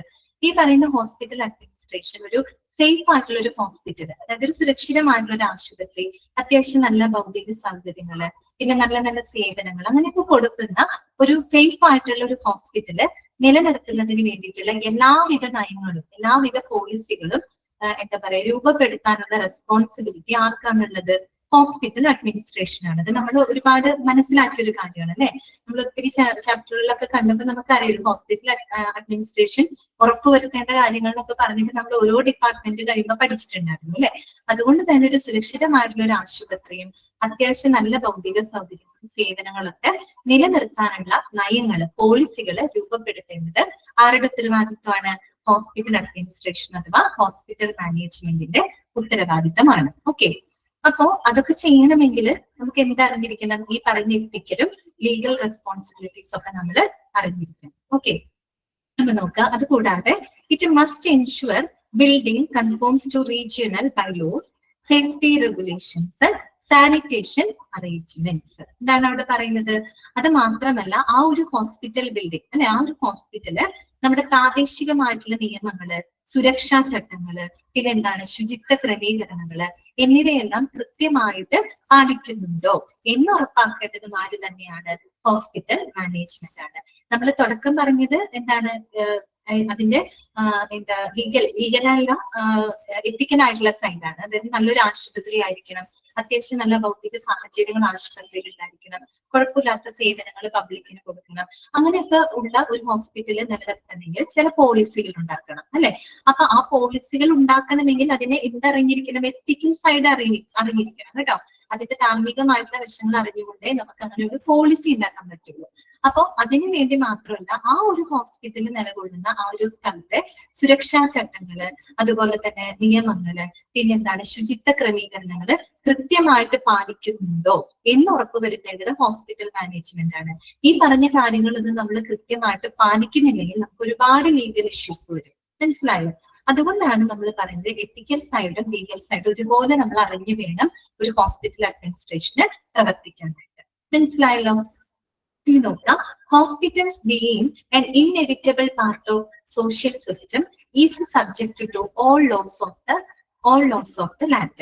എന്ന് പറഞ്ഞാൽ നമുക്കറിയാം, നമ്മുടെ ഹോസ്പിറ്റൽ എന്ന് പറയുന്നത് നമ്മുടെ സാമൂഹിക സിസ്റ്റത്തിന്റെ അല്ലെ, നമ്മുടെ സാമൂഹിക വ്യവസ്ഥയുടെ ഏറ്റവും പ്രധാനപ്പെട്ട ഭാഗമാണ്. പ്രധാനം എന്നല്ല പറയുന്നത്, ഇന്നെവിറ്റബിൾ പാർട്ടാണ്. എന്ന് വെച്ചാൽ നമുക്ക് എന്താ പറയാ, ഒഴിച്ചുകൂടാനാവാത്തൊരു ഭാഗമാണ് ഹോസ്പിറ്റൽ എന്ന് പറയുന്നത്. ഓക്കെ, അപ്പൊ അതുകൊണ്ട് തന്നെ അത് നമ്മുടെ രാജ്യത്തെ എല്ലാ നിയമങ്ങൾക്കും വിധേയമാണെന്ത് ഈ പറയുന്ന ഹോസ്പിറ്റലുകൾ. ഹോസ്പിറ്റൽ മാറ്റി വെച്ചിട്ട് നമുക്ക് ചെയ്യാൻ പറ്റില്ല. നമ്മുടെ സമൂഹത്തിലെ ഏറ്റവും പ്രധാനപ്പെട്ട ഭാഗമാണ് ഹോസ്പിറ്റൽ എന്ന് പറയുന്നത്. അതുകൊണ്ട് തന്നെ എന്താണ്, നമ്മുടെ രാജ്യത്തെ എല്ലാ നിയമങ്ങൾക്കും വിധേയമാണ് എല്ലാ ഹോസ്പിറ്റലുകളും. മനസ്സിലായല്ലോ? അപ്പൊ ഹോസ്പിറ്റലുമായിട്ട് ബന്ധപ്പെട്ട് കുറച്ച് ലോകൾ നമുക്ക് പഠിക്കാനുണ്ട്. ഹോസ്പിറ്റലിന്റെ മാത്രം എന്ന് പറയാൻ പറ്റില്ല, ഹോസ്പിറ്റലും കൂടെ ഉൾപ്പെടുന്ന രീതിയിലും ഒത്തിരി ലോസുകൾ, ഏകദേശം ഒരു 10-15 ലോകൾ നിങ്ങൾക്ക് ഈ ചാപ്റ്ററിനകത്ത് പഠിക്കാനുണ്ട് കേട്ടോ. ഓക്കെ, ഇനി നോക്കൂ. The hospitals should be safe from explosive and inflammatory gases, chemicals, machinery, steam damages, from slippery floors, etc. അത് മാത്രമല്ല, നമ്മുടെ ഹോസ്പിറ്റൽസ് എന്ന് പറയുന്നത് ഈ പറയുന്ന സ്ഫോടക വസ്തുക്കള്, പിന്നെ എന്താ പറയാ ഇൻഫ്ലമേറ്ററി ഗ്യാസസ്, പെട്ടെന്ന് കത്ത് പിടിക്കുന്ന ഗ്യാസ് ഒക്കെ ഉണ്ടാവില്ലേ അത്, പിന്നെന്താണ് കെമിക്കൽസ്, മെഷീനറി, പിന്നെന്താണ് സ്റ്റീം ഡാമേജസ്. ഓക്കെ, എന്തെങ്കിലും ഇപ്പൊ നീരാവി മൂലം ഉണ്ടാകുന്ന എന്തെങ്കിലും ഡാമേജസോ കാര്യങ്ങളോ ആയിരിക്കാം. അതുപോലെ സ്ലിപ്പറി ആയിട്ടുള്ള ഫ്ലോറുകള്, അങ്ങനെ അതിൽ നിന്നൊക്കെ സുരക്ഷിതമായിരിക്കണം എപ്പോഴും ഹോസ്പിറ്റൽ എന്ന് പറയുന്നത്. ഒരു തരത്തിലും എന്ന് പറഞ്ഞ് വേറൊന്നുമല്ല ഉദ്ദേശിക്കുന്നത്, ഒരു തരത്തിലും അപകടം ഉണ്ടാക്കുന്ന രീതിയിൽ പ്രവർത്തിക്കരുത്. പബ്ലിക്കിന് അല്ലെങ്കിൽ പൊതുജനങ്ങൾക്ക് ഒരിക്കലും അപകടം ഉണ്ടാക്കുന്ന രീതിയിൽ ഒരു കാരണവശാലും ഒരു ഹോസ്പിറ്റല് പ്രവർത്തിക്കാനായിട്ട് പാടില്ല. അങ്ങനെ പ്രവർത്തിക്കില്ല, പക്ഷെ പ്രവർത്തിക്കാനായിട്ട് പാടില്ല. ഓക്കെ, അതുകൊണ്ടാണ് നമ്മൾ ഇത്തരത്തിലുള്ള ലീഗലും എത്തിക്കലായിട്ടുള്ള ആസ്പെക്ടുകളൊക്കെ കൃത്യമായിട്ട് ഫോളോ ചെയ്യണമെന്ന് പറയുന്നത്. മനസ്സിലായല്ലോ? അപ്പൊ ഇത്രയേ ഉള്ളൂ. ഇതാണ് നമ്മൾ അതിന്റെ എത്തിക്കൽ സൈഡും ലീഗൽ സൈഡും പഠിച്ചത്. അപ്പൊ ഇതിൽ കൂടുതലും എത്തിക്സ് എന്താണ്, അതിന്റെ ഡെഫിനിഷൻസ് ഒക്കെ നിങ്ങൾ പഠിച്ചു വെക്കുക. അതുപോലെ തന്നെ ലീഗല് പഠിക്കുമ്പോ ലോയുടെ കുറച്ച് ഡെഫിനിഷൻ, 3 ഡെഫിനിഷൻസ് നമ്മൾ കണ്ടില്ലേ, അത് കൃത്യമായിട്ട് പഠിച്ചു വെക്കുക കേട്ടോ. ഇനി അടുത്തത്, why it is necessary for the hospitals and the medical administrators to be aware of ethical and legal aspects of hospital administration. ാണ് പറയുന്നത്. നമ്മളൊരു പോയിന്റ് ഇവിടെ പറഞ്ഞില്ലേ, ഹോസ്പിറ്റൽ അഡ്മിനിസ്ട്രേഷൻ ഈ പറയുന്ന എത്തിക്കൽ ലീഗൽ റെസ്പോൺസിബിലിറ്റിയെ കുറിച്ച് കൃത്യമായിട്ടുള്ള ഒരു അറിവ് ആർക്കുണ്ടായിരിക്കണം? ഹോസ്പിറ്റൽ അഡ്മിനിസ്ട്രേഷൻ ഉണ്ടായിരിക്കണം. എന്തുകൊണ്ടാണ് അറിഞ്ഞിരിക്കേണ്ടത്? എന്തുകൊണ്ടാണ് അങ്ങനെ ഒരു അറിവ് ഉണ്ടായിരിക്കണം എന്ന് പറയുന്നത്? അതിന്റെ ആവശ്യകത എന്താണ്? നീഡ് എന്താണ്? അതിന് കുറച്ച് കാരണങ്ങളുണ്ട്. ഓക്കെ, അതാണ് ഇവിടെ പറയുന്നത്. Why it is necessary four hospitals and medical administrator to be aware of the ethical and the legal aspect of the hospital administration. Okay, എന്തുകൊണ്ടാണ് നമ്മൾ ഈ ലീഗൽ സൈഡും എത്തിക്കൽ സൈഡും ഒക്കെ നമ്മൾ എന്തിനാ അറിഞ്ഞിരിക്കുന്നത് പറയുന്നത്? എന്തെങ്കിലും കാര്യമുണ്ട്? അതിന് കുറച്ച് കാരണങ്ങളുണ്ട് കേട്ടോ. അതൊക്കെ ഒന്ന് മനസ്സിലാക്കി വെക്കാം. ഫസ്റ്റത്തെ പോയിന്റ് ഇതാണ്. പോയിന്റ് പഠിച്ചു വെക്കണം കേട്ടോ, മനസ്സിലാക്കി വെക്കണേ. ഒന്നാമത്തെ പോയിന്റ് ഇതാണ്, increasing number of medico legal cases. എന്താണ് increasing number of medico legal cases? അതായത് മെഡിക്കോ ലീഗൽ കേസുകളുടെ എണ്ണത്തിലുള്ള വർധനവ്. അപ്പൊ നിങ്ങൾക്കൊരു സംശയം, എന്താണ് ഈ മെഡിക്കോ ലീഗൽ കേസ്? അതെന്താണെന്ന് നമുക്ക് പറയാം കേട്ടോ, നെക്സ്റ്റ് പേജിനകത്ത് വരുന്നുണ്ട്. അപ്പൊ ഇത്തരം മെഡിക്കോ ലീഗൽ കേസ് എന്ന് പറഞ്ഞാൽ വേറൊന്നും അല്ല, ഈ ഉണ്ടാകുന്ന കൊലപാതകങ്ങള്, സൂയിസൈഡ്, ആത്മഹത്യകള്, അല്ലെങ്കിൽ പിന്നെ സെക്ഷൽ അസാൾട്ട്, അങ്ങനെ പല മെഡിക്കൽ കേസുകൾ വരും. അതായത് നിയമപരമായിട്ട് നിയമവശങ്ങൾ വരുന്ന ചില മെഡിക്കൽ കേസുകൾ ഉണ്ടാവും. അപ്പൊ അതെന്താന്ന് നിങ്ങൾക്ക് ഡീറ്റെയിൽഡ് ആയിട്ട് പറയാം കേട്ടോ. അപ്പൊ അങ്ങനെയുള്ള എന്താ പറയാ പ്രശ്നങ്ങൾ ഇപ്പൊ വർദ്ധിച്ചു വരികയാണ് അല്ലെ. അത് തന്നെ റേപ്പ്, കൗൺസിലിംഗ്, അത് തന്നെ നിങ്ങൾ പറഞ്ഞതൊക്കെ കറക്റ്റ് ആണ് കേട്ടോ. റേപ്പ്, കൗൺസിലിംഗ് ഇങ്ങനെയുള്ള മെഡിക്കോ ലീഗൽ കേസുകളുടെ എണ്ണം ദിനം പ്രതി വർദ്ധിച്ചു വരികയാണ് അല്ലെ. അങ്ങനെയുള്ള സാഹചര്യത്തിൽ നമ്മൾ ഈ പറയുന്ന ലീഗൽ സൈഡൊക്കെ അറിഞ്ഞിരിക്കേണ്ട അത്യാവശ്യമല്ലേ. അതാണ് ഒരു കാരണം കേട്ടോ, increasing number of medico legal cases. ഇനി സെക്കൻഡ് പോയിന്റ് എന്താണ് പറയുന്നത്, minimise civil and criminal legal proceedings. അതായത് സിവിൽ ക്രിമിനൽ എന്താ പറയാ നിയമ നടപടികളൊക്കെ പരമാവധി കുറയ്ക്കാനായിട്ട്, അതായത് കൂടുതൽ അങ്ങനത്തെ സിവിൽ ക്രിമിനൽ കേസുകളൊക്കെ വരാതിരിക്കാൻ വേണ്ടിയിട്ടാണ് കേട്ടോ, വരാതിരിക്കാൻ വേണ്ടിയിട്ടാണ്, അതാണ് അവിടെ ഉദ്ദേശിക്കുന്നത്. സിവിൽ ക്രിമിനൽ നിയമ നടപടികളൊക്കെ പരമാവധി മിനിമൈസ് ചെയ്യുക, പരമാവധി കുറയ്ക്കാനായിട്ട് നമ്മൾ ഇങ്ങനെയുള്ള ലീഗൽ സൈഡുകൾ അറിഞ്ഞിരിക്കണം. അറിഞ്ഞിരുന്നാൽ മാത്രം പോരാ കേട്ടോ, ഈ പറയുന്ന കാര്യങ്ങൾ കറക്റ്റ് ആയിട്ട് ഇംപ്ലിമെന്റ് ചെയ്യണം. അത് നമുക്ക് സാധിക്കില്ല, നമ്മുടെ നീതി നിർവഹണ വിഭാഗത്തിന് മാത്രമേ അത് ഇംപ്ലിമെന്റ് ചെയ്യാനായിട്ട് സാധിക്കുള്ളൂ. കാര്യം നമ്മുടെ രാജ്യത്തായാലും ഒരുപാട് നിയമങ്ങളൊക്കെ ഉണ്ടാക്കി വെച്ചിട്ടുണ്ട്. പക്ഷെ പല നിയമങ്ങളും പേര് പോലെയാണ് അല്ലെ, പേരിന് വേണ്ടി മാത്രമാണ്. ചില നിയമം കൊണ്ട് ചിലപ്പോൾ നമുക്ക് വലിയ പരിരക്ഷ കിട്ടിയെന്നൊന്നും വരില്ല. കാര്യം നിയമം ഉണ്ടോ എന്ന് വെക്കുമ്പോൾ ഉണ്ട്, പക്ഷെ എന്താണ് അത് പ്രോപ്പർ ആയിട്ട് നമ്മുടെ സമൂഹത്തിൽ ഇംപ്ലിമെന്റ് ചെയ്യുന്നില്ല. അതിന്റെ പേരിൽ ഒരുപാട് പ്രോബ്ലംസുകളും ഉണ്ടാകുന്നുണ്ട് അല്ലെ. ഓക്കെ, അതന്നെ ഒത്തിരി ലൂപ്പ് ഹോൾസ് ഉണ്ട്, അതാണ് പ്രശ്നം. ലൂപ്പ് ഹോൾസ് എന്ന് പറഞ്ഞാൽ അതൊക്കെ കുറെ ഈ പറയുന്ന മനുഷ്യരെല്ലാം ഇൻഫ്ലുവൻസ് ചെയ്യുന്നതാണ് കേട്ടോ. അടുത്തത് എന്താണ്, മൂന്നാമത്തെ പോയിന്റ് ഇതാണ്, ensure the quality of medical care. അതായത് നമ്മുടെ മെഡിക്കൽ കെയറിന്റെ ക്വാളിറ്റി ഉറപ്പിക്കാനായിട്ട് അല്ലെ, ensure the quality of medical care, നമ്മുടെ ഗുണനിലവാരമുള്ള ഒരു ആരോഗ്യ പരിചരണം ഉറപ്പുവരുത്തുക. ഓക്കെ, നമ്മളുടെ ഭരണഘടനയിൽ തന്നെ നമുക്ക് ഫണ്ടമെന്റൽ റൈറ്റ്സ് ഉണ്ട് അല്ലെ. അതിനകത്ത് തന്നെ നമ്മുടെ ആർട്ടിക്കിൾ 21 അല്ലേ പറയുന്നത്, നമുക്ക് എന്താ പറയുക, ജീവിക്കാനും വ്യക്തി സ്വാതന്ത്ര്യത്തിനുമുള്ള അവകാശം നമുക്ക് ഭരണഘടന തരുന്നുണ്ട്. ഫണ്ടമെന്റൽ റൈറ്റ് അല്ലെ, ഓരോ പൗരന്മാർക്കും കൊടുക്കുന്നതാണ്. അതിനകത്ത് സബായിട്ട് പറയുന്നുണ്ട് നമുക്ക് ശരിയായിട്ടുള്ള ട്രീറ്റ്മെന്റ് കിട്ടാൻ, നമുക്ക് ശരിയായിട്ടുള്ള നല്ലൊരു മെഡിക്കൽ കെയർ കിട്ടാനുള്ള അവകാശം ഓരോ പൗരന്മാർക്കും കൊടുത്തിട്ടുണ്ട്, നമ്മുടെ ഭരണഘടന കൊടുത്തിട്ടുണ്ട്. അതുപോലെ ഇലക്ട്രിസിറ്റി കിട്ടാൻ, ഇന്റർനെറ്റ് യൂസ് ചെയ്യാൻ, അങ്ങനെയൊക്കെ ഓരോന്നിനും അവകാശങ്ങൾ പ്രത്യേക ഇതിനകത്ത് എടുത്തു പറയുന്നുണ്ട്. അതുകൊണ്ട് തന്നെ എന്താണ്, ഏറ്റവും നല്ല ക്വാളിറ്റി ഉള്ള, ഏറ്റവും ഗുണനിലവാരമുള്ള ഒരു മെഡിക്കൽ കെയർ ഉറപ്പാക്കുന്നതിന് വേണ്ടി അത് എല്ലാ വ്യക്തികൾക്കും ഉള്ളതാണ് അല്ലെ. അല്ലാണ്ട് സമൂഹത്തിൽ ഒരു വിഭാഗം ആളുകൾക്ക് മാത്രമാണോ മെഡിക്കൽ കെയർ നല്ല രീതിയിൽ കിട്ടുന്നത്? അല്ല, എല്ലാ ആളുകൾക്കും, അത് പാവപ്പെട്ടവനായാലും പണക്കാരനായാലും എല്ലാവർക്കും ഒരുപോലെ ഒരു ക്വാളിറ്റി മെഡിക്കൽ കെയർ കിട്ടാനുള്ള ഒരു അവകാശമുണ്ട്. അതില്ലാന്നുണ്ടെങ്കിൽ അത് നിയമലംഘനമായിട്ടും. ഓക്കെ, അപ്പൊ അങ്ങനെയുള്ള കാര്യങ്ങളൊക്കെ മനസ്സിലാക്കണമെങ്കിൽ നമുക്ക് ലീഗൽ സൈഡ് അറിഞ്ഞിരിക്കണം കേട്ടോ. പിന്നെന്താണ് നാലാമത്തെ പോയിന്റ് പറയുന്നത്, അതെ ഈക്വൽ റൈറ്റ്സ് ആണുള്ളത്, നമുക്ക് ഈക്വൽ റൈറ്റ്സ് ആണുള്ളത്. ഇനി നാലാമത്തെ എന്താണ്, in India lawyers are very little trained as yet and exposure in the complex issues associated with the medical gas എന്നാണ് കേട്ടോ ഞാൻ പറഞ്ഞു, തെറ്റുപോയി. മെഡിക്കൽ കേസസ് അതായത് നമ്മുടെ ഇന്ത്യയില് ഈ പറയുന്ന മെഡിക്കോ ലീഗൽ കേസുകളൊക്കെ എന്താ ഡീൽ ചെയ്യാൻ പറ്റിയ ലോയേഴ്സ്, അഭിഭാഷകരുടെ എണ്ണം കുറവാണെന്നാണ് പറയുന്നത് കേട്ടോ. അത്തരം ട്രെയിൻഡ് ആയിട്ടുള്ള അഭിഭാഷകര് കുറവാണെന്ന് ഒരു നെഗറ്റീവ് ഇതിലാണ് പറയുന്നത്. അങ്ങനെയുള്ള ട്രെയിൻഡ് ആയിട്ടുള്ള ലോയേഴ്സ് കുറവാണ്. അതുകൊണ്ട് തന്നെ നമ്മൾ പബ്ലിക്കും ലീഗൽ സൈഡിനെ കുറിച്ച് അറിഞ്ഞിരിക്കുന്നത്. സോ എന്താണ്, exposure in the complex issues associated with the medical cases. അപ്പൊ ഈ മെഡിക്കൽ കേസുമായിട്ട് ബന്ധപ്പെട്ട് വരുന്ന ചില സങ്കീർണ പ്രശ്നങ്ങള് പൊതുജനങ്ങൾക്ക് മുമ്പിൽ തുറന്നു കാട്ടുന്നതിന് നമുക്ക് എന്താവശ്യമാണ്, ലീഗൽ ആസ്പെക്ട് നമ്മൾ അറിഞ്ഞിരിക്കണം, വേണ്ടേ? അതായത് മെഡിക്കൽ കേസുകളുമായിട്ട് ബന്ധപ്പെട്ടുണ്ടാകുന്ന ചില സങ്കീർണമായിട്ടുള്ള ഒത്തിരിയേറെ പ്രശ്നങ്ങളുണ്ട് അല്ലെ. അതെല്ലാം തന്നെ എക്സ്പോഷർ ചെയ്യാനായിട്ട്, തുറന്നു കാട്ടുന്നതിന് വേണ്ടിയിട്ട് നമുക്ക് അതിന്റെ ലീഗൽ ആസ്പെക്റ്റുകളൊക്കെ അറിഞ്ഞിരിക്കണം, ആവശ്യമാണ്.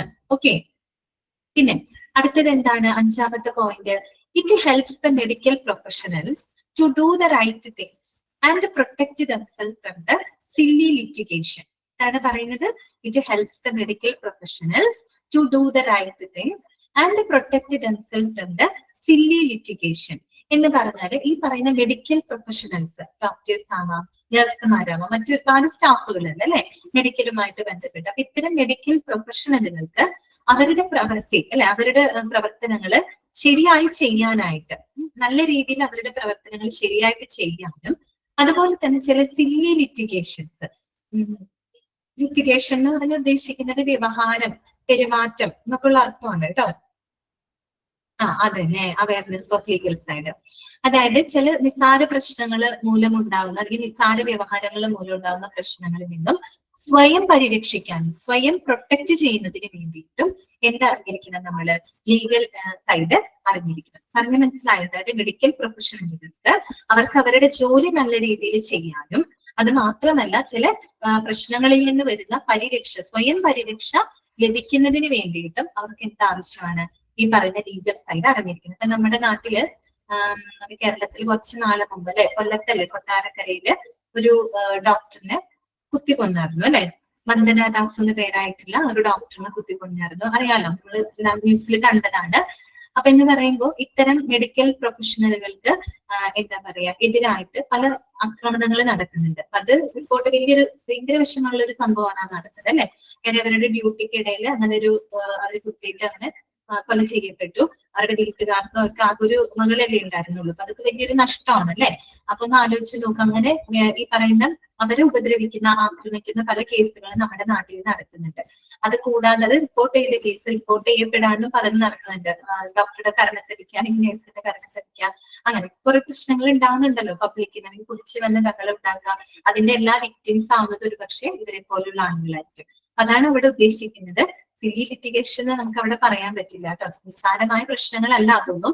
എങ്കിൽ കൂടി എന്താണ് ഇങ്ങനെയുള്ള പ്രശ്നങ്ങളിലൊക്കെ സ്വയം പരിരക്ഷ നേടാനും അല്ലെ, സ്വയം പ്രൊട്ടക്ട് ചെയ്യാനുമുള്ള ഒരു അറിവ് കിട്ടണമെങ്കിൽ നമുക്ക് ഇങ്ങനെയുള്ള ലീഗൽ ആസ്പെക്റ്റുകളൊക്കെ അറിഞ്ഞിരിക്കണം. അത് മെഡിക്കൽ പ്രൊഫഷണൽസിന്റെ സൈഡാണ് കേട്ടോ നമ്മൾ ഈ പറഞ്ഞത്. മെഡിക്കൽ പ്രൊഫഷണൽസിന്റെ സൈഡാണ്. കാര്യം അവർക്ക് ഇങ്ങനെയുള്ള പബ്ലിക്കിൽ നിന്നുള്ള പ്രശ്നങ്ങളൊന്നും അവരെ ബാധിക്കാനോ അല്ലെങ്കിൽ അവർക്ക് ബുദ്ധിമുട്ടാനോ ഒട്ടും പാടില്ല. അപ്പൊ അവർക്കൊരു സ്വയം രക്ഷ കിട്ടണമെങ്കിൽ ഇങ്ങനെയുള്ള ലീഗൽ ആസ്പെക്ട് അറിയണം. ഇനി തിരിച്ചു സംഭവിക്കുന്നുണ്ട് അല്ലെ. ഈ പറയുന്ന മെഡിക്കൽ പ്രൊഫഷണൽസിൽ നിന്ന് മോശമായിട്ടുള്ള അനുഭവങ്ങൾ ആർക്കും ഉണ്ടാകുന്നുണ്ട്? പബ്ലിക്കിനും ഉണ്ടാകുന്നുണ്ട് അല്ലെ. ചില സമയത്ത് ശരിയായിട്ട് ചികിത്സ കൊടുക്കാതെ വരിക, അല്ലെങ്കിൽ കുറെ നേരം അവിടെ വെയിറ്റ് ചെയ്തിട്ട് ഇവിടെ അതിനുള്ള ചികിത്സയില്ല, വേറെ ഹോസ്പിറ്റലിൽ കൊണ്ടുപോകും എന്നൊക്കെ പറഞ്ഞിട്ട് പലരും മരിച്ചിട്ടൊക്കെ ഉണ്ട് അല്ലെ. അപ്പൊ അങ്ങനെയുള്ള അനുഭവങ്ങളും അങ്ങനെയും നടക്കുന്നുണ്ട് നമ്മുടെ നാട്ടില് അല്ലെ. അപ്പൊ നോക്കുക, അവർക്കുള്ളതാണ് 6ാമത്തെ പോയിന്റ് ആയിട്ട് പറയുന്നത്.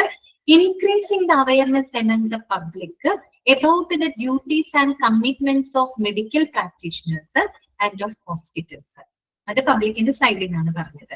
അതായത് increasing the awareness among the public about the duties and commitments of medical practitioners and of hospitals. അതായത് ഹോസ്പിറ്റലിലെ പ്രവർത്തനങ്ങളെ പറ്റിയും ഈ പറയുന്ന മെഡിക്കൽ പ്രാക്ടീഷണേഴ്സിന്റെ അവരുടെ കമ്മിറ്റ്മെന്റ്സ്, അവർക്ക് ജനങ്ങളോടുള്ള അല്ലെങ്കിൽ പബ്ലിക്കിനോടുള്ള അവരുടെ കമ്മിറ്റ്മെന്റ്, അവരുടെ എന്താ പറയുക പ്രതിബദ്ധത അല്ലെ, അങ്ങനെയുള്ളത്, അവരുടെ ഡ്യൂട്ടീസ്, അവരുടെ റെസ്പോൺസിബിലിറ്റിയെ കുറിച്ചൊക്കെ പൊതുജനങ്ങളുടെ അവബോധം വർദ്ധിപ്പിക്കുന്നതിന് വേണ്ടിയിട്ട് നമുക്ക് എന്തറിഞ്ഞിരിക്കണം? ലീഗൽ ആസ്പെക്ട് ആവശ്യമായിട്ട് വരും അല്ലെ. കാര്യം പൊതുജനങ്ങൾക്കും അറിയണം അവരൊരു മെഡിക്കൽ പ്രൊഫഷണൽ എന്നുള്ള രീതിയിൽ അവർ ഇങ്ങനെയുള്ള സേവനങ്ങൾ നമുക്ക് തന്നിരിക്കണം. തന്നില്ല എന്നെങ്കിൽ നമുക്കൊരു നിയമലംഘനമായിട്ട് കണ്ട് നമുക്ക് കേസിന് പോകാം അല്ലെ. അപ്പൊ അതൊക്കെ നമുക്ക് അറിയണമെങ്കിൽ നമ്മൾക്കും ഇതിനെ കുറിച്ച് അറിവുണ്ടാവണം. ഈ പറയുന്ന ലീഗൽ സൈഡിനെ കുറിച്ച് അറിയണം. ഒരു കാര്യം നടന്നു, അത് നിയമലംഘനമാണെന്ന് മനസ്സിലാക്കണമെങ്കിൽ നമുക്കൊരു ബേസിക് നോളജ് വേണം. അതൊരു നിയമലംഘനാണെന്ന് അറിയണമെങ്കിൽ നിയമം അറിഞ്ഞാലല്ലേ നമുക്ക് നിയമലംഘനാണെന്ന് അറിയാൻ പറ്റുള്ളൂ. ഓക്കെ, ആ രീതിയിൽ നമ്മുടെ ഹോസ്പിറ്റലിന്റെ പ്രവർത്തനങ്ങളെ കുറിച്ചും മറ്റ് മെഡിക്കൽ പ്രാക്ടീഷണർമാരുടെ കമ്മിറ്റ്മെന്റ്സ് അല്ലെ, പബ്ലിക്കിനോടുള്ള അവരുടെ പ്രതിബദ്ധത, അവരുടെ റെസ്പോൺസിബിലിറ്റിയെ കുറിച്ച് പൊതുജനങ്ങളിൽ ഒരു അവബോധം വർദ്ധിപ്പിക്കുന്നതിന് നമുക്ക് എന്താവശ്യമായിട്ട് വരും? ലീഗൽ ആസ്പെക്ട് അറിയേണ്ടതായിട്ട് വരും. മനസ്സിലായല്ലോ? അപ്പൊ നമ്മൾ പഠിച്ച കാര്യം എന്താണ്? എന്തിനു വേണ്ടിയിട്ടാണ് നമ്മൾ ഈ പറയുന്ന എത്തിക്കൽ ലീഗൽ സൈഡൊക്കെ അറിഞ്ഞിരിക്കുന്നത്? എന്തുകൊണ്ടൊക്കെയാണ് കാരണങ്ങൾ നമ്മൾ പറയുന്നത്? മെഡിക്കോ ലീഗൽ കേസുകളുടെ എണ്ണം വർദ്ധിച്ചു വരുന്ന ഒരു സാഹചര്യമുണ്ട്. അതുകൊണ്ട് നമ്മൾ ഇതൊക്കെ അറിഞ്ഞിരിക്കണം. പിന്നെ ഈ പറയുന്ന സിവിൽ, ക്രിമിനൽ എന്താ പറയാ നിയമ നടപടികൾ പരമാവധി കുറയ്ക്കാൻ വേണ്ടിയിട്ട് അല്ലെ, കുറയ്ക്കാൻ വേണ്ടിയിട്ട്, പിന്നെ ഏറ്റവും ഗുണനിലവാരമുള്ള ഒരു മെഡിക്കൽ കെയർ ഓരോരുത്തർക്കും ഉറപ്പാക്കുന്നതിന് വേണ്ടിയിട്ട്, പിന്നെ നമ്മൾ എന്താ പറഞ്ഞത്? മെഡിക്കൽ കേസുകളുമായിട്ട് ബന്ധപ്പെട്ടുണ്ടാകുന്ന ചില സങ്കീർണ പ്രശ്നങ്ങളെ പബ്ലിക്കിന് മുന്നിൽ തുറന്നു കാട്ടുന്നതിന് വേണ്ടിയിട്ട് ലീഗൽ സൈഡ് അറിഞ്ഞിട്ട് വേണം നമ്മൾ എന്ത് കാര്യം എക്സ്പോഷർ ചെയ്യാനായിട്ട്. ഓക്കെ, അപ്പൊ അതിന് വേണ്ടിയിട്ട് നമുക്ക് ആവശ്യമാണ്.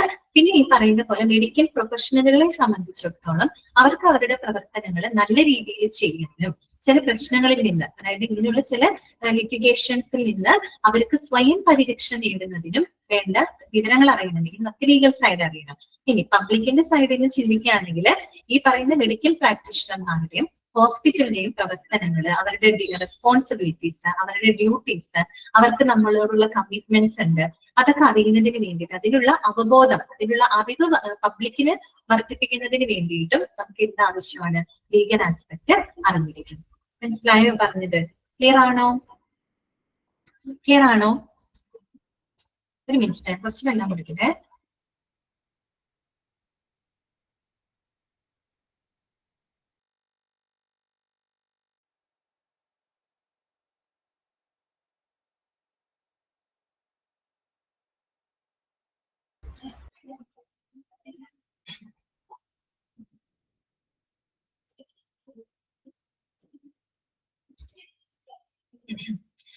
ജസ്ന പറയാട്ടോ. 6ാമത്തെ പോയിന്റ് അല്ലേ മനസ്സിലാവാത്തത്? 6ാമത്തെ പോയിന്റ് ഇത്രയേ ഉള്ളൂ. Increasing the awareness among the public about the duties and commitments of medical practitioners and of hospitals. എന്താണ് പറയുന്നത്? അതായത് ഹോസ്പിറ്റൽസിന്റെ പ്രവർത്തനങ്ങളെ കുറിച്ചും അതുപോലെ തന്നെ മെഡിക്കൽ പ്രാക്ടീഷണേഴ്സ് എന്ന് പറഞ്ഞാൽ ആരാ? നമ്മുടെ ഡോക്ടറും നഴ്സുമാരും എല്ലാവരും ഹോസ്പിറ്റലിൽ നമുക്ക് വേണ്ടി സെർവ് ചെയ്യുന്ന എല്ലാ ആളുകളും മെഡിക്കൽ പ്രാക്ടീഷണേഴ്സ് ആണ് അല്ലെ. അപ്പൊ അവരുടെ കമ്മിറ്റ്മെന്റ്സ്, ആരോടുള്ള കമ്മിറ്റ്മെന്റ്സ്? പബ്ലിക്കിനോടുള്ള കമ്മിറ്റ്മെന്റ്സ്. ഓക്കെ, പബ്ലിക്കിനോടുള്ള അവരുടെ പ്രതിബദ്ധത, അവരുടെ ഡ്യൂട്ടി, അവരുടെ റെസ്പോൺസിബിലിറ്റിയെ കുറിച്ചൊക്കെ പബ്ലിക്കിന്, ജനങ്ങളില് ഒരു അവബോധം ഉണ്ടാക്കുന്നതിനായിട്ട് നമുക്ക് എന്തറിഞ്ഞിരിക്കണം? ലീഗൽ ആസ്പെക്ട് അറിഞ്ഞിരിക്കണം.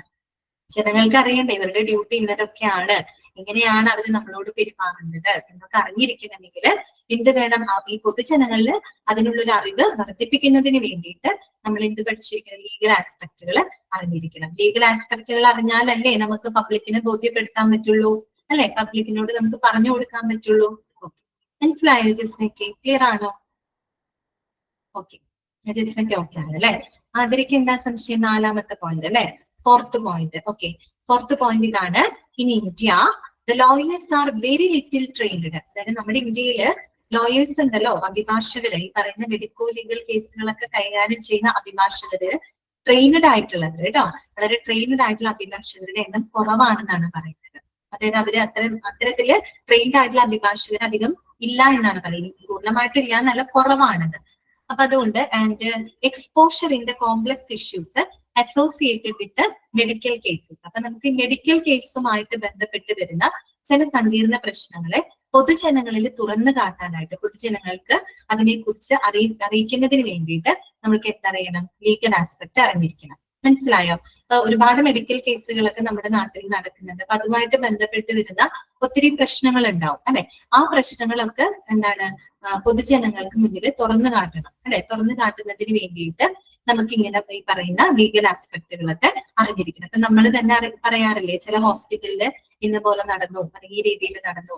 ഇപ്പൊ തന്നെ അവയവ മാഫിയൊക്കെ നടക്കുന്നുണ്ട്, ഈ പറയുന്ന ഡൊണേഷന്റെ ഒക്കെ മറവില്. അങ്ങനെയുള്ള കാര്യങ്ങളൊക്കെ ചില ഉള്ളിൽ നടക്കുന്ന ചില കാര്യങ്ങളൊക്കെ പൊതുജനങ്ങളിലേക്ക് എക്സ്പോഷർ ചെയ്ത് കാണിക്കണമെങ്കിൽ, തുറന്നു കാട്ടണമെങ്കിൽ നമുക്ക് എന്ത് ആവശ്യം വരും? ഈ പറയുന്ന ലീഗൽ ആസ്പെക്ടുകൾ അറിഞ്ഞിരിക്കണം. നമ്മുടെ ജോസഫ് സിനിമ കണ്ടിട്ടുണ്ടോ നിങ്ങൾ? ജോസഫ് അല്ല സിനിമയുടെ പേര്, ജോജോന്റെ സിനിമ കണ്ടിട്ടുണ്ടോ നിങ്ങൾ? ജോസഫ് എന്ന് പറഞ്ഞ മൂവി. ഓക്കെ, ഈ അവയവ മാഫിയായിട്ട് ബന്ധപ്പെട്ട ഒരു കണ്ടന്റ് അല്ലേ ആ സിനിമയ്ക്കകത്ത് പറയുന്നത്? ഓക്കെ, അങ്ങനെയുള്ള ചില കാര്യങ്ങളുണ്ട്, പബ്ലിക്കിലേക്ക് പലതും അറിയുന്നില്ല എന്നുള്ളൂന്ന്. ഓക്കെ, അപ്പൊ അങ്ങനെയുള്ള കാര്യങ്ങളൊക്കെ എക്സ്പോഷർ ചെയ്യണം.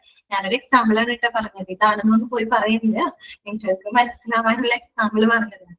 അപ്പൊ അത്തരം കാര്യങ്ങളൊക്കെ എക്സ്പോഷർ ചെയ്യണമെങ്കിൽ നമുക്ക് ലീഗൽ സൈഡുകളാണ് പറഞ്ഞ മെഡിക്കൽ കേസുകളുമായിട്ട് ബന്ധപ്പെട്ട് വരുന്ന ചില സങ്കീർണ പ്രശ്നങ്ങളുണ്ട്. അതൊക്കെ പൊതുജനങ്ങൾക്ക് മുമ്പിൽ തുറന്നു കാട്ടുന്നതിന് നമുക്ക് ലീഗൽ ആസ്പെക്ടുകൾ അറിഞ്ഞിരിക്കണം. മനസ്സിലായോ? അതിരിക്കെ ക്ലിയർ ആയോ? അപ്പൊ ഇനി നമുക്ക് അടുത്ത ഭാഗം, സെക്കൻഡ് പോയിന്റ് മനസ്സിലായില്ല.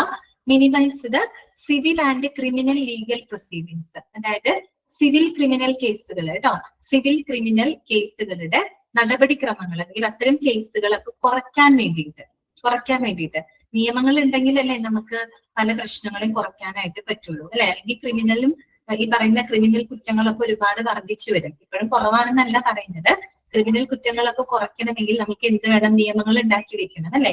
നിയമങ്ങൾ ഉണ്ടാക്കി വെച്ചാൽ മാത്രം പോരാ, നിയമങ്ങളെ കുറിച്ച് നമുക്ക് അറിവുണ്ടാവും. ഒരു തരത്തിൽ എന്താണ് സിവിൽ ക്രിമിനൽ കുറ്റങ്ങൾ അല്ലെങ്കിൽ അത്തരത്തിലുള്ള നടപടിക്രമങ്ങളൊക്കെ പരമാവധി കുറയ്ക്കാൻ വേണ്ടിയിട്ട്, മിനിമൈസ് ചെയ്യുന്നതിന് വേണ്ടിയിട്ട് നമുക്ക് എന്തറിഞ്ഞിരിക്കണം? ലീഗൽ ആസ്പെക്ടുകൾ അറിഞ്ഞിരിക്കണം, അല്ലെ? ഒരു കുറ്റം നമ്മൾ ചെയ്യുമ്പോൾ, ഒരു കുറ്റം ചെയ്യാതിരിക്കണമെങ്കിൽ അല്ലെങ്കിൽ ഒരു കുറ്റം ചെയ്യുമ്പോൾ നമുക്ക് പേടി വരണം. പേടി വരണമെങ്കിൽ എന്ത് വേണം? അവിടെ ഒരു ലോ ഉണ്ടായിരിക്കണം, അല്ല, ഒരു നിയമം ഉണ്ടായിരിക്കണം. ആ നിയമം കറക്റ്റ് ആയിട്ട് ഇംപ്ലിമെന്റ് അപ്പോഴല്ലേ നമ്മൾ നിയമം കൊണ്ടുവരുമ്പോഴാണ് ആളുകൾക്ക് കുറ്റകൃത്യങ്ങൾ ചെയ്യാനുള്ള ടെൻഡൻസി കുറയുള്ളൂ, അല്ലെ? അപ്പൊ അതാണ് അവിടെ പറയുന്നത്. ഇത്തരം നിയമങ്ങളും നിയമവശങ്ങളും ഒക്കെ അറിയുമ്പോഴാണ് നമുക്ക് സിവിൽ ക്രിമിനൽ കുറ്റങ്ങളൊക്കെ പരമാവധി, അത്തരം നടപടിക്രമങ്ങളൊക്കെ പരമാവധി നമുക്ക് കുറയ്ക്കാനായിട്ട് സാധിക്കുള്ളൂ. ഇങ്ങനെയുള്ള നിയമങ്ങളൊന്നും ഇല്ലാത്തൊരു ലോകത്താണ് നമ്മൾ ജീവിക്കുന്നതെങ്കിൽ ആർക്ക് എന്ത് വേണമെങ്കിലും ആരോടും കാണിക്കാം, അല്ലെ? എന്ത് കുറ്റകൃത്യമോ എന്തെങ്കിലും മോശമോ എന്ത് വേണമെങ്കിലും ആർക്കും ആരോടും കാണിക്കാം. ഈ ലോയും ഇതൊക്കെ ഒരു പരിധി വരെ നിൽക്കുന്നത് കൊണ്ടാണ് നമ്മളൊക്കെ സുരക്ഷിതമായിട്ട് ജീവിക്കുന്നത്. ഓക്കെ, ക്ലിയർ ആണല്ലോ പോയിന്റ് രണ്ടാമത്തെ? ഇനി നമുക്ക് പഠിക്കാനുള്ളത് മെഡിക്കോ ലീഗൽ കേസസ് ആണ്. നമ്മൾ ആദ്യത്തെ ഒരു പോയിന്റ് പറഞ്ഞില്ലേ, increasing the number of medico legal cases എന്ന് പറഞ്ഞില്ലേ. എന്താണ് medico legal case? Okay, MLC കേട്ടോ. MLC എന്നാണ് ഷോർട്ട് ആക്കിയിട്ട് നമ്മൾ പറയാം, മെഡിക്കോ ലീഗൽ കേസ് കേട്ടോ, MLC. നിങ്ങൾ ഈ ജോലിയൊക്കെ കിട്ടി ഹോസ്പിറ്റലിൽ പോകുമ്പോൾ അതൊരു MLC കേസ് വന്നിട്ടുണ്ട് എന്നൊക്കെ പറയുമ്പോൾ അതൊരു MLC കേസ് ആണ് എന്ന് പറയുമ്പോൾ നിങ്ങളുടെ മനസ്സിലായ MLC അതെന്താണ്? മെഡിക്കോ ലീഗൽ കേസ് ആണ് കേട്ടോ. എന്താണ് medico legal case? It's A case of injury or illness where the attending doctor, after taking the history of illness and the clinical investigation, considers that investigations by the ആണോ? Okay okay, mortuary ചാപ്റ്ററിലുണ്ട് അല്ലെ? Okay, അപ്പൊ കുഴപ്പമില്ലല്ലോ, അപ്പൊ നിങ്ങൾക്ക് അറിയാലോ. അപ്പം വലിയ എക്സ്പ്ലനേഷന്റെ ആവശ്യമില്ല അല്ലെ? അപ്പൊ നോക്കൂ, doctor after taking the history of illness and the clinical investigation considers that investigations by law enforcing agencies are warranted to find out the circumstances and fix the responsibility regarding the same. വലിയൊരു sentence ആണ് ഇവിടെ പറഞ്ഞത്. നമുക്ക് simple ആയിട്ട് പറഞ്ഞാൽ മതി. Medico legal case എന്ന് പറഞ്ഞാൽ എന്താണ്? It's A case of injury or illness, അല്ലെ? അതൊരു പരിക്കോ അല്ലെങ്കിൽ എന്താ പറയാ അസുഖമോ അങ്ങനെ എന്ത് വേണമെങ്കിലായിട്ട് നമുക്ക് നിർവചിക്കാം മെഡിക്കോ ലീഗൽ കേസിനെ. പക്ഷെ എന്താണ് ഈ പറയുന്ന പരിക്കിന്റെ അല്ലെങ്കിൽ ആ ഒരു അസുഖത്തിന്റെ എന്താണ് കാരണവുമായിട്ട് ബന്ധപ്പെട്ട പ്രശ്നങ്ങൾക്ക് നമുക്ക് ഒരു നീതി നിർവഹണ എന്താ പറയാ ഏജൻസികളുടെ അന്വേഷണം ആവശ്യമായിട്ട് വരികയാണ്. മനസ്സിലായോ? അതിനെയാണ് നമ്മൾ എന്ത് പറയുന്നത്? മെഡിക്കോ ലീഗൽ കേസ് എന്ന് പറയുന്നത്. മനസ്സിലായോ? അതായത് ഒരു അസുഖമോ ഒരു പരിക്കോ എന്ന് നമുക്ക് വേണമെങ്കിൽ നിർവചിക്കാം മെഡിക്കോ ലീഗൽ കേസിന്. പക്ഷെ എന്താണ് ആ ഒരു പരിക്കിന്റെ അല്ലെങ്കിൽ ആ ഒരു അസുഖത്തിന് കാരണമായിട്ടുള്ള അതിന്റെ കാരണത്തെ പറ്റിയുള്ള പ്രശ്നങ്ങൾക്ക് പരിഹാരം കണ്ടെത്താനായിട്ട് നമുക്ക് ആരുടെ സഹായം ആവശ്യം വരികയാണ്? നിയമനിർവഹണ ഏജൻസികളുടെ അന്വേഷണം നമുക്ക് ആവശ്യമായിട്ട് വരികയാണ്. ഒരു എക്സാമ്പിൾ പറയുകയാണെങ്കിൽ ഒരു പെൺകുട്ടിക്ക് വളരെ ഗുരുതരമായിട്ട് പരിക്കുകളോട് കൂടിയിട്ട് ഒരു ഹോസ്പിറ്റലിൽ അഡ്മിറ്റ് ചെയ്യപ്പെടാണ്. ഓക്കെ, അഡ്മിറ്റ് ചെയ്യുന്നു, ഡോക്ടർ അവരെ പരിശോധിക്കുന്നു, ഒത്തിരി ക്ലിനിക്കൽ ഇൻവെസ്റ്റിഗേഷൻസ് ഒക്കെ നടത്തുന്നു. ഇതൊക്കെ നടത്തി കഴിയുമ്പോൾ ഡോക്ടർക്ക് ഒരു കാര്യം മനസ്സിലാവണം, ഈ കുട്ടി സെക്ഷൽ അസാൾട്ടിന് വിധേയമായിട്ടുണ്ടെന്ന് മനസ്സിലാവാണ് ഡോക്ടർക്ക്. ഓക്കെ, അപ്പൊ നോക്കൂ, അതൊരു മെഡിക്കൽ കേസ് ആണല്ലോ. ആ കുട്ടിക്ക് ഗുരുതരമായിട്ട് പരിക്ക് വന്നു അല്ലെ? പക്ഷെ ആ പരിക്കിന് കാരണം എന്താണെന്നാണ് ഡോക്ടർക്ക് മനസ്സിലായത്? ഒരു സെക്ഷൽ അസാൾട്ട് നടന്നിട്ടുണ്ട്, അതുകൊണ്ടാണ് അതിനൊരു പരിക്ക് ആ കുട്ടിക്ക് പറ്റിയിരിക്കുന്നത്. അപ്പൊ ആ ഒരു സെക്ഷൽ അസാൾട്ട് എന്ന് പറയുന്ന ആ പ്രശ്നത്തിന് പരിഹാരം കാണാനായിട്ട് എന്ത് ചെയ്യേണ്ടി വരും? നമുക്കൊരു പോലീസിന്റെയോ അല്ലെങ്കിൽ ഒരു കോടതിയുടെയോ അന്വേഷണം ആവശ്യമായിട്ട് വരികയാണ്. മനസ്സിലായോ? അത്രേ ഉള്ളൂ മെഡിക്കോ ലീഗൽ കേസ്. അപ്പൊ ഇനി ഒന്ന് ആലോചിച്ച് നോക്കി, എന്താ പറഞ്ഞത്? ഒരു അസുഖമോ പരിക്കോ ആയിട്ട് നമുക്ക് നിർവചിക്കാം. ഈ ഒരു അസുഖത്തിന്റെ അല്ലെങ്കിൽ പരിക്കിന്റെ കാരണത്തെ പറ്റിയുള്ള പ്രശ്നങ്ങൾ പരിഹരിക്കാൻ നമുക്ക് എന്താണ് നിയമനിർവഹണ ഏജൻസികളുടെ അന്വേഷണം ആവശ്യമായിട്ട് വരികയാണ്. അതായത് നമുക്ക് പോലീസിന്റെയോ കോടതിയുടെയോ അന്വേഷണം. അപ്പൊ അങ്ങനെ ഒരു സംഭവം റിപ്പോർട്ട് ചെയ്ത ഉടനെ തന്നെ എന്ത് ചെയ്യും? ഡോക്ടർ എന്ത് ചെയ്യും? അത് റിപ്പോർട്ട് ചെയ്ത് പെട്ടെന്ന് തന്നെ അവർ കേസായിട്ട് രജിസ്റ്റർ ചെയ്ത് പോലീസിന് അല്ലെങ്കിൽ കോർട്ടിനെ അവർ അറിയിക്കും അല്ലെ? അപ്പൊ തന്നെ അവർ വന്ന് കേസായിട്ട് രജിസ്റ്റർ ചെയ്ത് അതിന്റെ അന്വേഷണങ്ങൾ അവർ ആരംഭിക്കുകയാണ്. ഓക്കെ, അപ്പൊ അത്തരം കേസുകളൊക്കെയാണ് നമ്മൾ മെഡിക്കോ ലീഗൽ കേസ് എന്ന് പറയുന്നത്. ഇനി ഒന്ന് വായിച്ചേ. It is A case of injury or illness where the attending doctor, after taking the history of illness and clinical investigation, അതായത് ഈ പറയുന്ന ഇൽനെസിന്റെ അല്ലെങ്കിൽ ഹിസ്റ്ററി അല്ലെ അത് പരിശോധിക്കുമ്പോൾ ക്ലിനിക്കൽ ഇൻവെസ്റ്റിഗേഷൻ ഒക്കെ നടത്തുമ്പോൾ considers that investigations by the law enforcing agencies, അത്തരം ഇൻവെസ്റ്റിഗേഷൻസ് ആര് നടത്തണം? ആരുടെ സഹായം നമുക്ക് ആവശ്യമായിട്ട് വരും? By the law enforcing agency അല്ലെ, നിയമനിർവഹണ ഏജൻസി. ആരാണ് നമ്മുടെ രാജ്യത്തെ നിയമനിർവഹണ ഏജൻസി? പോലീസും കോടതിയൊക്കെയാണ് അല്ലെ. അവരുടെ സഹായം ആവശ്യമായിട്ട് വരികയാണ്. Are warranted to find out the circumstances, ആ സാഹചര്യത്തിലുള്ള കാര്യം എങ്ങനെ വന്നു എന്നുള്ളതിനെ കുറിച്ച് അറിയാനായിട്ട് നമുക്ക് ലോ എൻഫോഴ്സിംഗ് ഏജൻസി അഥവാ നിയമനിർവഹണ ഏജൻസികളുടെ സഹായം, അന്വേഷണം ആവശ്യമായിട്ട് വരികയും and fix the responsibility regarding the same അല്ലെ, അതിനെ പറ്റിയുള്ള ഉത്തരവാദിത്തം അവർ ഏറ്റെടുക്കുകയും ചെയ്യാണ്. ഓക്കെ, അപ്പൊ സിമ്പിൾ ആയിട്ട് പറയണെങ്കിൽ നമുക്ക് എന്ത് പറയാം? The medico legal case is A case that has the legal implications. Medical legal case is a case that has the legal implications അല്ലെ, നിയമവശങ്ങളൊക്കെ ഉള്ള മെഡിക്കൽ കേസുകളെയാണ് നമ്മൾ മെഡിക്കോ ലീഗൽ കേസ് എന്ന് പറയുന്നത്. അവിടെ ആരുടെ സഹായം നമുക്ക് ആവശ്യമായിട്ട് വരികയാണ്? ഈ പറയുന്ന ലോ എൻഫോഴ്സിംഗ് ഏജൻസി അല്ലെ, നിയമനിർവഹണ ഏജൻസികളുടെ സഹായം അല്ലെങ്കിൽ അന്വേഷണം നമുക്ക് ആവശ്യമായിട്ട് വരികയാണ്. അങ്ങനെയുള്ള കേസാണ് MLC എന്ന് പറയുന്നത്. ഓക്കെ, ഇനി നമ്മൾക്ക് പഠിക്കാനുള്ളത് examples of the medico legal cases. ഇത്തരത്തില് മെഡിക്കോ ലീഗൽ കേസിന് കുറച്ച് ഉദാഹരണങ്ങളാണ് ഇനി നിങ്ങൾക്ക് പഠിക്കാനുള്ളത്. അപ്പൊ ഈ ഉദാഹരണം വായിക്കുമ്പോൾ തന്നെ നിങ്ങൾക്ക് അറിയാം ഇതൊക്കെയാണ് അറിയാവുന്ന കാര്യങ്ങളാണ്. ഒന്ന് വായിക്കാം കേട്ടോ നമുക്ക്. ഫസ്റ്റ് എന്താണ്? RTA. RTA എന്ന് പറഞ്ഞാൽ എന്താണ് ഇവിടെ ഉദ്ദേശിക്കുന്നത്? റോഡ് ട്രാഫിക് ആക്സിഡന്റ് കേട്ടോ. എന്താണ്? Road traffic accident. ഇതാണ് RTA എന്ന് ഉദ്ദേശിക്കുന്നത് കേട്ടോ. അതന്നെ, റോഡ് ട്രാഫിക് ആക്സിഡന്റ്. പിന്നെന്താണ്? Rail accidents. അറിയാലോ, റെയിൽ ആക്സിഡൻസ്. പിന്നെന്താണ്? Factory accidents. ഫാക്ടറിയിലൊക്കെ നടക്കുന്ന ചില accidents and or any other strange accident. എന്തെങ്കിലും വിചിത്രമായിട്ടൊക്കെ ഉണ്ടാകുന്ന ചില ആക്സിഡന്റുകൾ അല്ലെ. അതെല്ലാം മെഡിക്കോ ലീഗൽ കേസാണെന്നൊന്നും പറയില്ല. പക്ഷെ ചില കേസുകൾ ഹോസ്പിറ്റലിൽ വരുമ്പോൾ അതിന്റെ പുറകിൽ വേറെ എന്തെങ്കിലും കാര്യങ്ങളൊക്കെ ചിലപ്പോൾ നടന്നിട്ടുണ്ടാകാം അല്ലെ. ആസൂത്രിതമായിട്ട് ചെയ്യുന്ന ചില കാര്യങ്ങളൊക്കെ ഉണ്ടാവാം അല്ലെ. അപ്പൊ അതൊക്കെ ഈ പറയുന്ന ഡോക്ടർ പരിശോധിക്കുമ്പോൾ അവർക്ക് എന്തെങ്കിലും സസ്പെക്റ്റഡ് ആയിട്ട് ഫീൽ ചെയ്യണമെങ്കിൽ ഉടനെ തന്നെ അവർ എന്ത് ചെയ്യും? പോലീസിനെ അവർ ഇൻഫോം ചെയ്യും. പോലീസ് വന്ന് അന്വേഷിക്കുകയും ചെയ്യും. ചിലപ്പോൾ കൂടെ വരുന്ന ആൾക്കാർ എന്ത് മറച്ചു പിടിക്കാൻ ശ്രമിച്ചാലും ഡോക്ടർക്ക് അവരെ പരിശോധിക്കുമ്പോൾ അങ്ങനെ എന്തെങ്കിലും ഡൗട്ട് അവർക്ക് ആർക്കെങ്കിലും തോന്നുകയാണെങ്കിൽ നമ്മൾ പോലും അറിയാതെ അവർ പോലീസിന് ഇൻഫോം ചെയ്യും. അത് കേസാണ് കേട്ടോ. അങ്ങനെയുള്ള സംഭവങ്ങളാണ് നമ്മൾ നോക്കാം. അതുപോലെ രണ്ടാമത്തെ എന്താണ്? Suspected homicides and suicides. അതുപോലെ സംശയിക്കപ്പെടുന്ന ചില കൊലപാതകങ്ങള്. പിന്നെന്താണ്? ആത്മഹത്യകള്. ഓക്കെ, ആത്മഹത്യയൊക്കെ ചെയ്യാൻ ശ്രമിച്ചിട്ട് മരിച്ചില്ല, ഹോസ്പിറ്റലിൽ അഡ്മിറ്റ് ആയി കഴിഞ്ഞാൽ ഭയങ്കര കേസാവും. അത് മനസ്സിലായോ? അപ്പൊ സൂയിസൈഡ് ചെയ്യാൻ ശ്രമിക്കാന്ന് പറഞ്ഞാൽ അത് വലിയ പ്രശ്നമാണ്. അപ്പൊ സൂയിസൈഡ് ഒക്കെ ചെയ്ത് ചില ആൾക്കാര് ചെയ്യാൻ ശ്രമിച്ചിട്ട് മരിക്കില്ല ചിലപ്പോ. പക്ഷെ വലിയ ഇതായിട്ട് വന്ന് ഹോസ്പിറ്റലിലൊക്കെ കിടക്കുമ്പോൾ അത് കേസായിട്ട് രജിസ്റ്റർ ചെയ്യൂ കേട്ടോ. ഓക്കെ, അപ്പൊ നമുക്ക് സസ്പെക്റ്റഡ് ഹോമിസൈഡ്സ് ആൻഡ് സൂയിസൈഡ്സ്, അതായത് സംശയിക്കപ്പെടുന്ന ചില കൊലപാതകങ്ങള്, ആത്മഹത്യകള്. ചിലപ്പോൾ ചിലർ ആത്മഹത്യ ചെയ്യുന്നതിന് പ്രേരണ വേറെ എന്തെങ്കിലും ഉണ്ടായിരിക്കും. വേറെ എന്തെങ്കിലും പ്രേരണ കൊണ്ട് ആത്മഹത്യ ചെയ്യുന്ന കേസുകളൊക്കെ ഉണ്ടായിരിക്കും അല്ലെ. അപ്പൊ അങ്ങനെയുള്ളത് കേട്ടോ. പിന്നെന്താണ്? Suspected or evident poisonings, alcohol intoxication, അതായത് സംശയിക്കപ്പെടുന്നതോ അല്ലെങ്കിൽ വ്യക്തമായിട്ടുള്ളതായ പോയ്സണിങ്സ് അല്ലെ, വിഷമേൽക്കുക, വിഷബാധ ഏൽക്കുക, അങ്ങനെയുള്ളത്. അതുപോലെ ആൽക്കഹോൾ ഇൻടോക്സിക്കേഷൻ അല്ലെ, മദ്യലഹരി. ഇപ്പൊ മദ്യത്തിലൊക്കെ എന്തെങ്കിലും വിഷം കലർത്തിയൊക്കെ കൂടുതൽ. ഞാൻ പറയുന്ന എല്ലാം കൊലപാതകം പോലെയാണ് ഞാൻ പറയുന്നത്. എല്ലാ കേസും അങ്ങനെ ആവണമെന്നില്ല കേട്ടോ. നാച്ചുറൽ ആയിട്ട് സംഭവിക്കുന്നത് ഉണ്ടാവാം. പക്ഷെ ഡോക്ടർമാർക്ക് അവര് പരിശോധിക്കുമ്പോൾ എന്തെങ്കിലും സസ്പെക്റ്റഡ് ആയിട്ട് ഫീൽ ചെയ്യുമ്പോൾ അത് മെഡിക്കൽ കേസ് ആയിട്ട് മാറും കേട്ടോ. മെഡിക്കോ ലീഗൽ കേസ് ആയിട്ട് അത് മാറും കേട്ടോ. Okay, alcohol intoxication. പിന്നെന്താണ്? Burn injuries owing to any cause. Okay മറന്നോ. ശരിയാണ് കേട്ടോ. മരിച്ചത്. ഓക്കെ.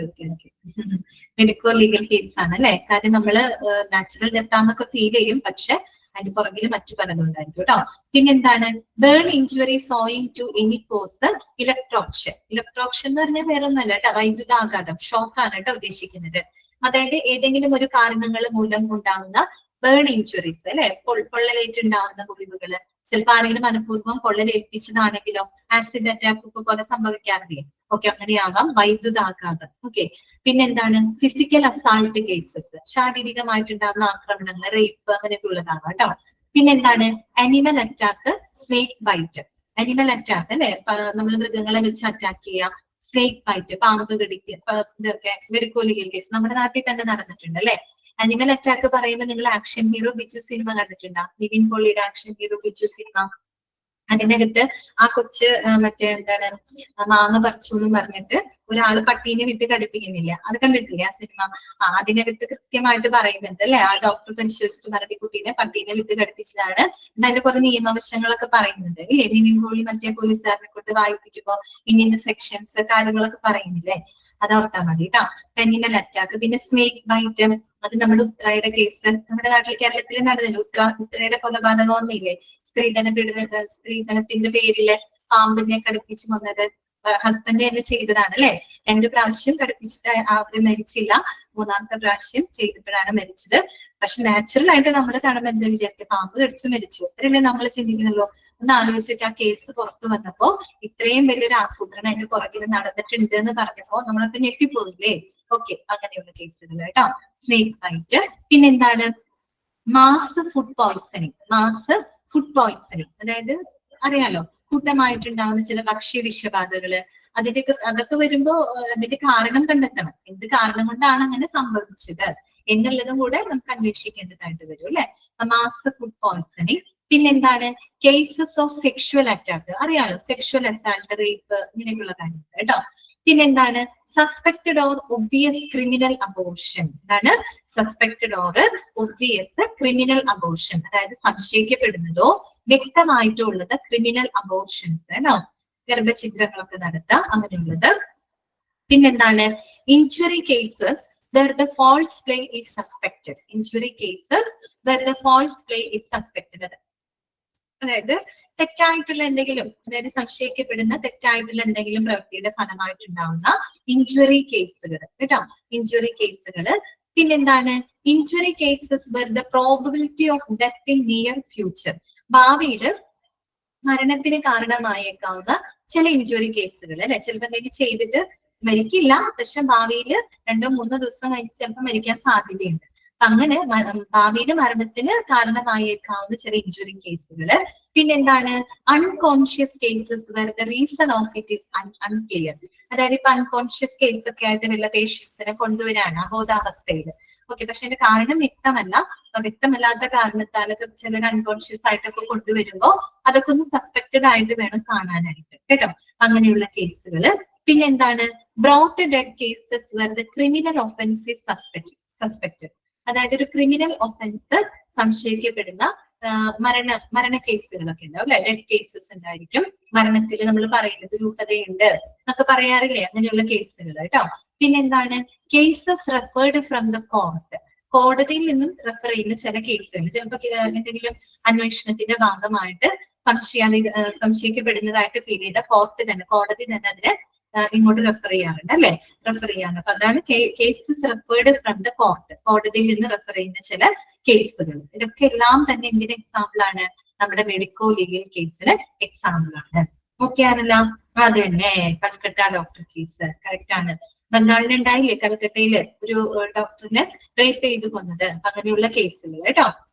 അതൊക്കെ എന്താണ് മെഡിക്കോ ലീഗൽ കേസിന് എക്സാമ്പിൾസ് ആണ് കേട്ടോ. അപ്പൊ നമ്മൾ ഇന്നത്തെ ക്ലാസ്സിൽ പറഞ്ഞ കാര്യങ്ങള് നമ്മൾ ഒന്നും കൂടെ കൺക്ലൂഡ് ചെയ്ത് പറയാണ് കേട്ടോ. നമ്മൾ ഇന്ന് പഠിച്ചത് എത്തിക്സ് ആൻഡ് ലീഗൽ ഇഷ്യൂസ് ആണ്. എത്തിക്സ് എന്താണെന്നും ലീഗൽ ആസ്പെക്ട് എന്താണെന്നുള്ളത് നമ്മൾ മനസ്സിലാക്കി. എത്തിക്സിനെ തന്നെ നമ്മൾ പല രീതിയിലാണ് ഡിഫൈൻ ചെയ്തത് അല്ലെ. കോഡ് ഓഫ് ബിഹേവിയർ എന്ന് നമുക്ക് പറയാം, കോഡ് ഓഫ് കണ്ടക്ട് എന്ന് പറയാം.